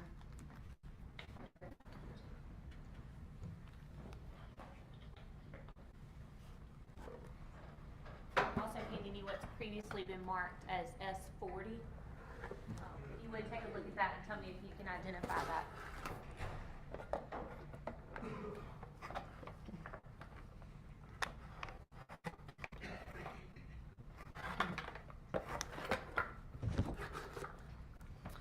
State's Exhibit 40 is Crime Laboratory Submission 6. I recognize the markings on the box here. This particular box contains one Taurus revolver. I also recognize my inscription and the serial number that are on this revolver within the box. Ms. McIntyre, we've talked about the bullet removed from Ashley Smiley's neck. The projectile. The one removed from her brain, the .357 Taurus, and then the test fires that you used. Was there any other evidence that you relied upon in rendering your opinions in this particular case? No, ma'am. And were you able to, can you walk us through what testing specifically was done on these items? Yes, ma'am. When I received the firearm, I worked up a general worksheet documenting those class characteristics that we spoke about. I then used the reference ammunition we discussed, test fired this particular firearm into the water tank, thus generating the test fires here in State's Exhibit 55. I then took the test fires in State's Exhibit 55 and compared those on a comparison microscope to both the projectile in State's Exhibit 41 and the projectile in State's Exhibit 42 to arrive at my conclusions about whether or not they originated from State's Exhibit 40. And what was your conclusion? The projectiles in State's Exhibit 41 and 42 were fired in the gun in State's Exhibit 40. And based on your training and experience, do you consider the results that you did in this particular case to be reliable? Yes, ma'am. No further questions, Your Honor. Cross-examination. No questions. May the witness be excused by the state, Yes, sir. by the defense. Yes, Your Honor. You're free to go. Thanks. Do you have any further witnesses? Yes, Your Honor. All right. Mr. Camp, can you approach? Can y'all approach real quick?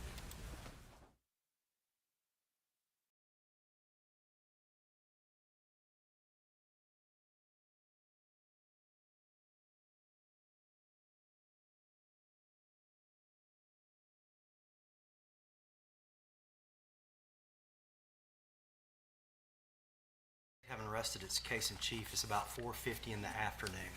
I'm going to release you for the evening, but I'm going to remind you, you're not to talk about this case. You're not to watch any news accounts of this case. You're not to get on social media. Does everybody understand? All right, I'm going to need you back in the jury room tomorrow morning, 8:45, ready to go. All right? Everyone please remain seated while the jury exits.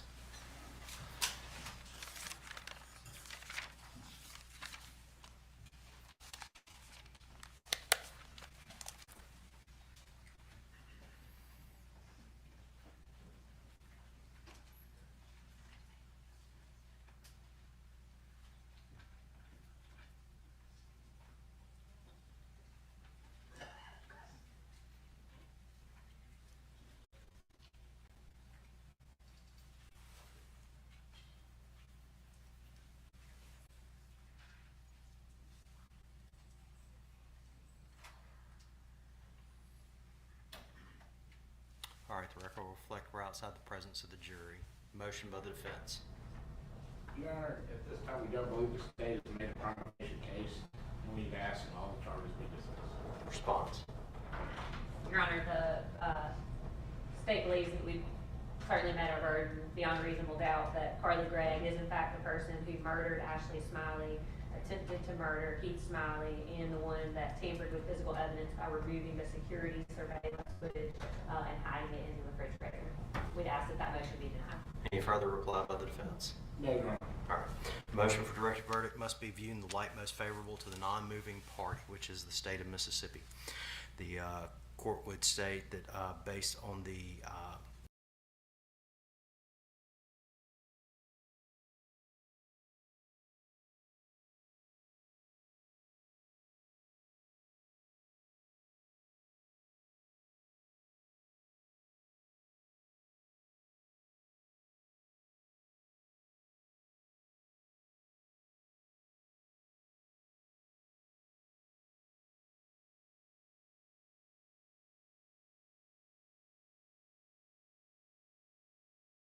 last rally.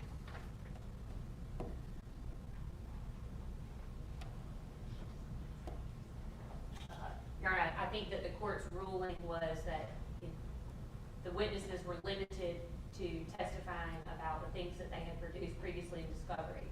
Upon further review of his report, he mentions things that are outside of that.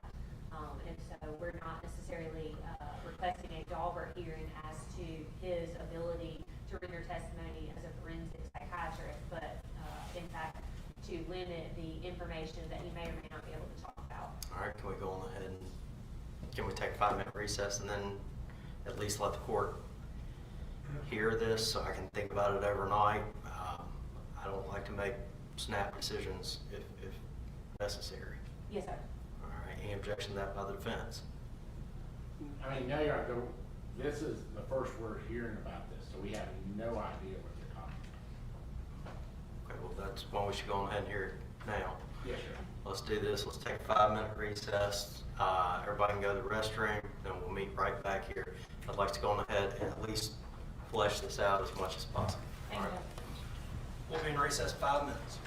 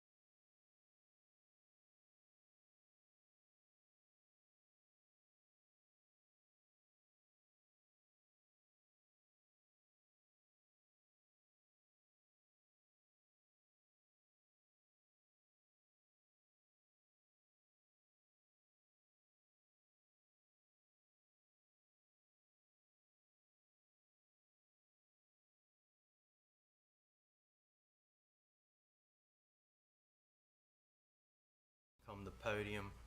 You can make your motion in limine.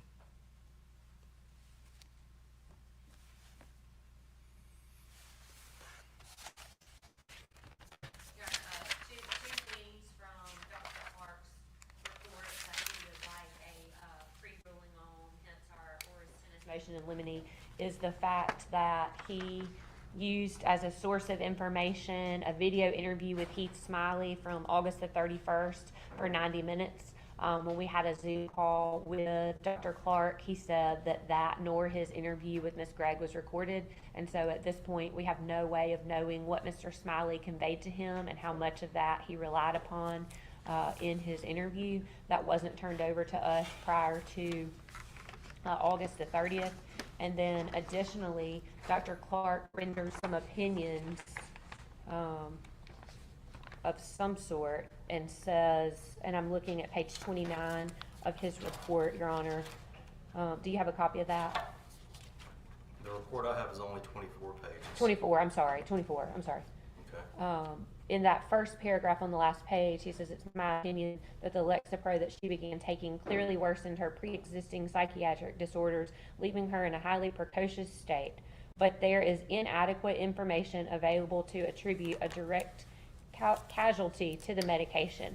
And we believe that would certainly, he cannot testify. His opinion is that he cannot say that the medicine caused her to behave in any way. And so we do not think it would be proper for him to be able to take the stand and to discuss that when in fact he says himself that he cannot attribute it to the medication. We'd ask that he be limited in that he not be able to talk about the Lexapro and or, since he did not reference it in this part, the Zoloft that Ms. Gregg had allegedly taken at some point, and any cause or connection to her state of mind at the time of the murder, attempted murder, and tampering. All right. Let me ask this way. As I recall, what the court was faced with was several late discovery disclosures, and maybe the expert had not been retained until a few days after the discovery deadline. However, I believe I gave the state a continuance, or I said I went into the box procedure. All right? Yes, sir. Did you have an opportunity to interview Dr. Clark?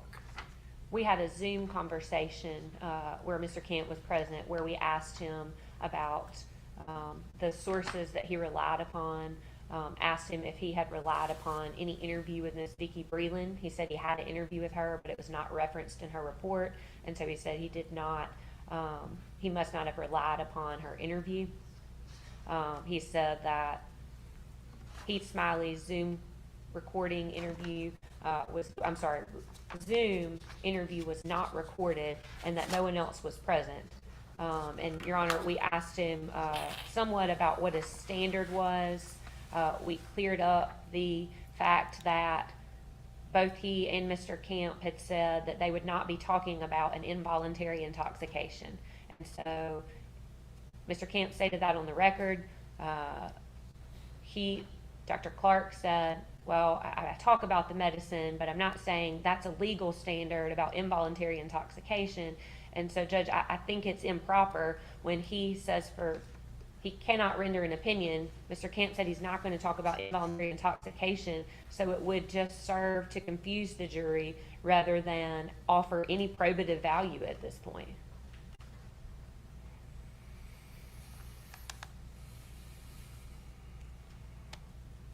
Anything further? No, sir. All right, response.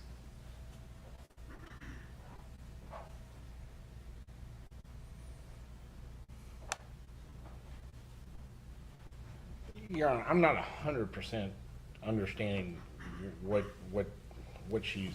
The last paragraph says, in Carly's case, in my opinion, the Lexapro that she began taking clearly worsened her pre-existing psychiatric disorders. Y'all want that part in? Yeah, so I think it's part. And I think they ask him about it. He's not saying.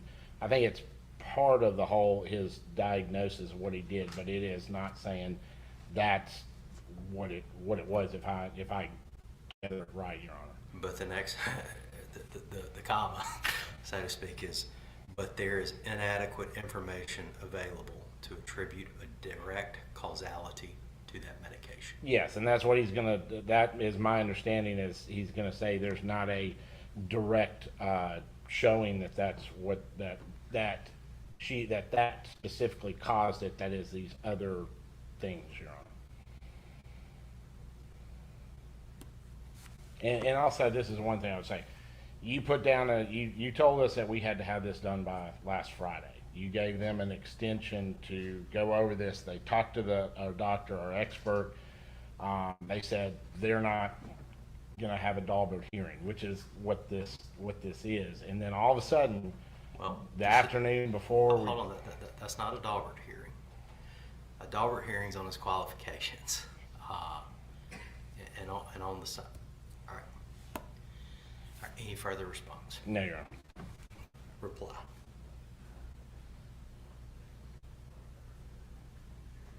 Your Honor, again, just that we believe the motion in limine is proper, as this statement and any testimony about this would fly in the face of 403. There's no probative value, and it would prejudice the defendant, and at this point, it's not relevant, and we would ask that the court exclude any testimony by Dr. Clark or any other witness at this point about trying to causally relate Lexapro to anything that happened on March the 19th, 2024.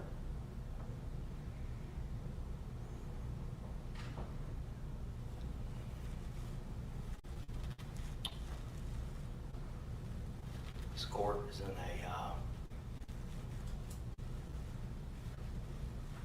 court's in a bad position. The court would agree with the state that this statement in and of itself does not rise to the level that an expert is required to testify to in this state. However,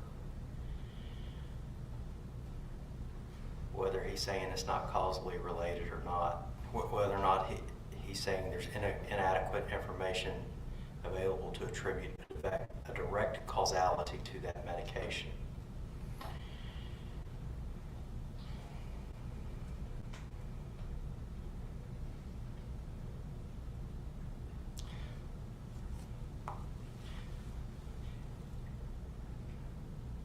It is an unwritten rule in the case law of this state.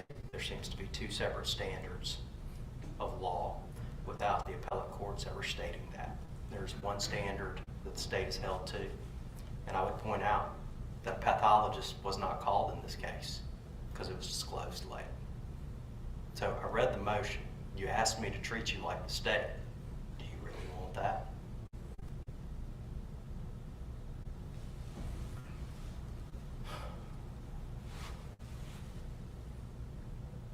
The state is free to cross-appeal this court's decision, and it probably should.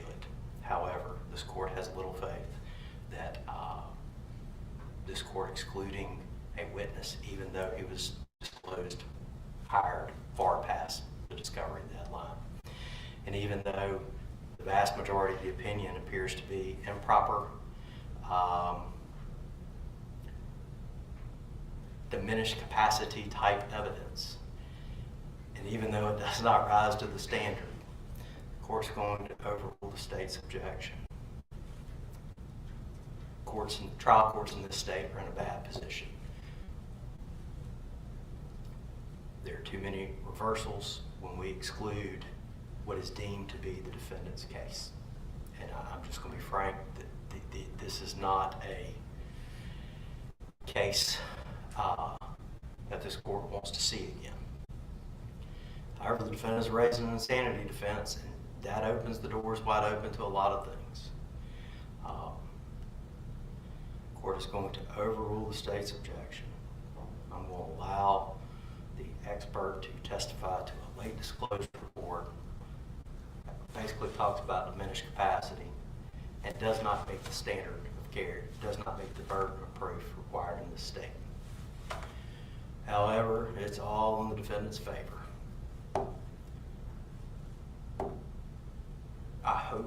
state cross appeals. If there's a verdict in this case, I'm inviting you to cross appeal. I'm inviting the Supreme Court to tell me I'm wrong. Give us some case law that says I should, I'm okay excluding it, but there's too many cases out there that have been on the edges that they will reverse. I'll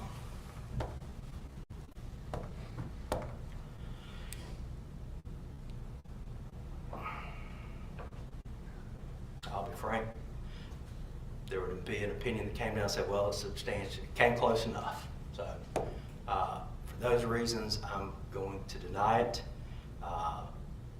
If a jury chooses to return an NGRI on this evidence, then that's going to be their decision. If they choose to acquit her on this evidence, that's their decision. But I'm going to allow the expert to testify, and the state can deal with this on cross-examination to the best of its ability. Feel free to cross-appeal, regardless of verdict. Regardless of verdict, feel free to cross-appeal. I'm stating I believe I'm wrong, but I'm wrong in the defendant's favor. All right, that's going to be the ruling of the court. Anything further from the state? Your Honor, just, and we can address this if necessary, but we might have a similar argument after he testifies as with regards to jury instructions. Just asking the court's permission to flesh that out if and when this expert testifies. All right. Got witnesses for 8:45 tomorrow, correct? Yes, Your Honor. Yes, Your Honor. All right. Doctor's going to be here tomorrow, correct? Yes, Your Honor. All right. Is there anything further for the court to deal with by the state, No, sir. by the defense? No, Your Honor. May we approach? Yes, ma'am.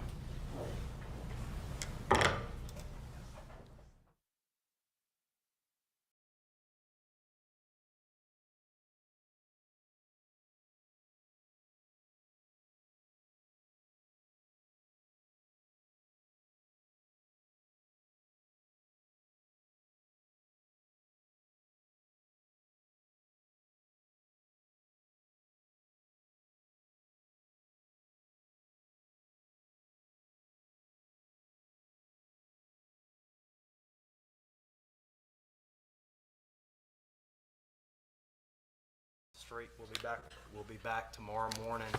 Have the defendant over here dressed out, please, around 8:30, okay? All right, we're going to ask the attorneys to be here at 8:30, and we will be in recess till tomorrow morning, 8:30. See you then.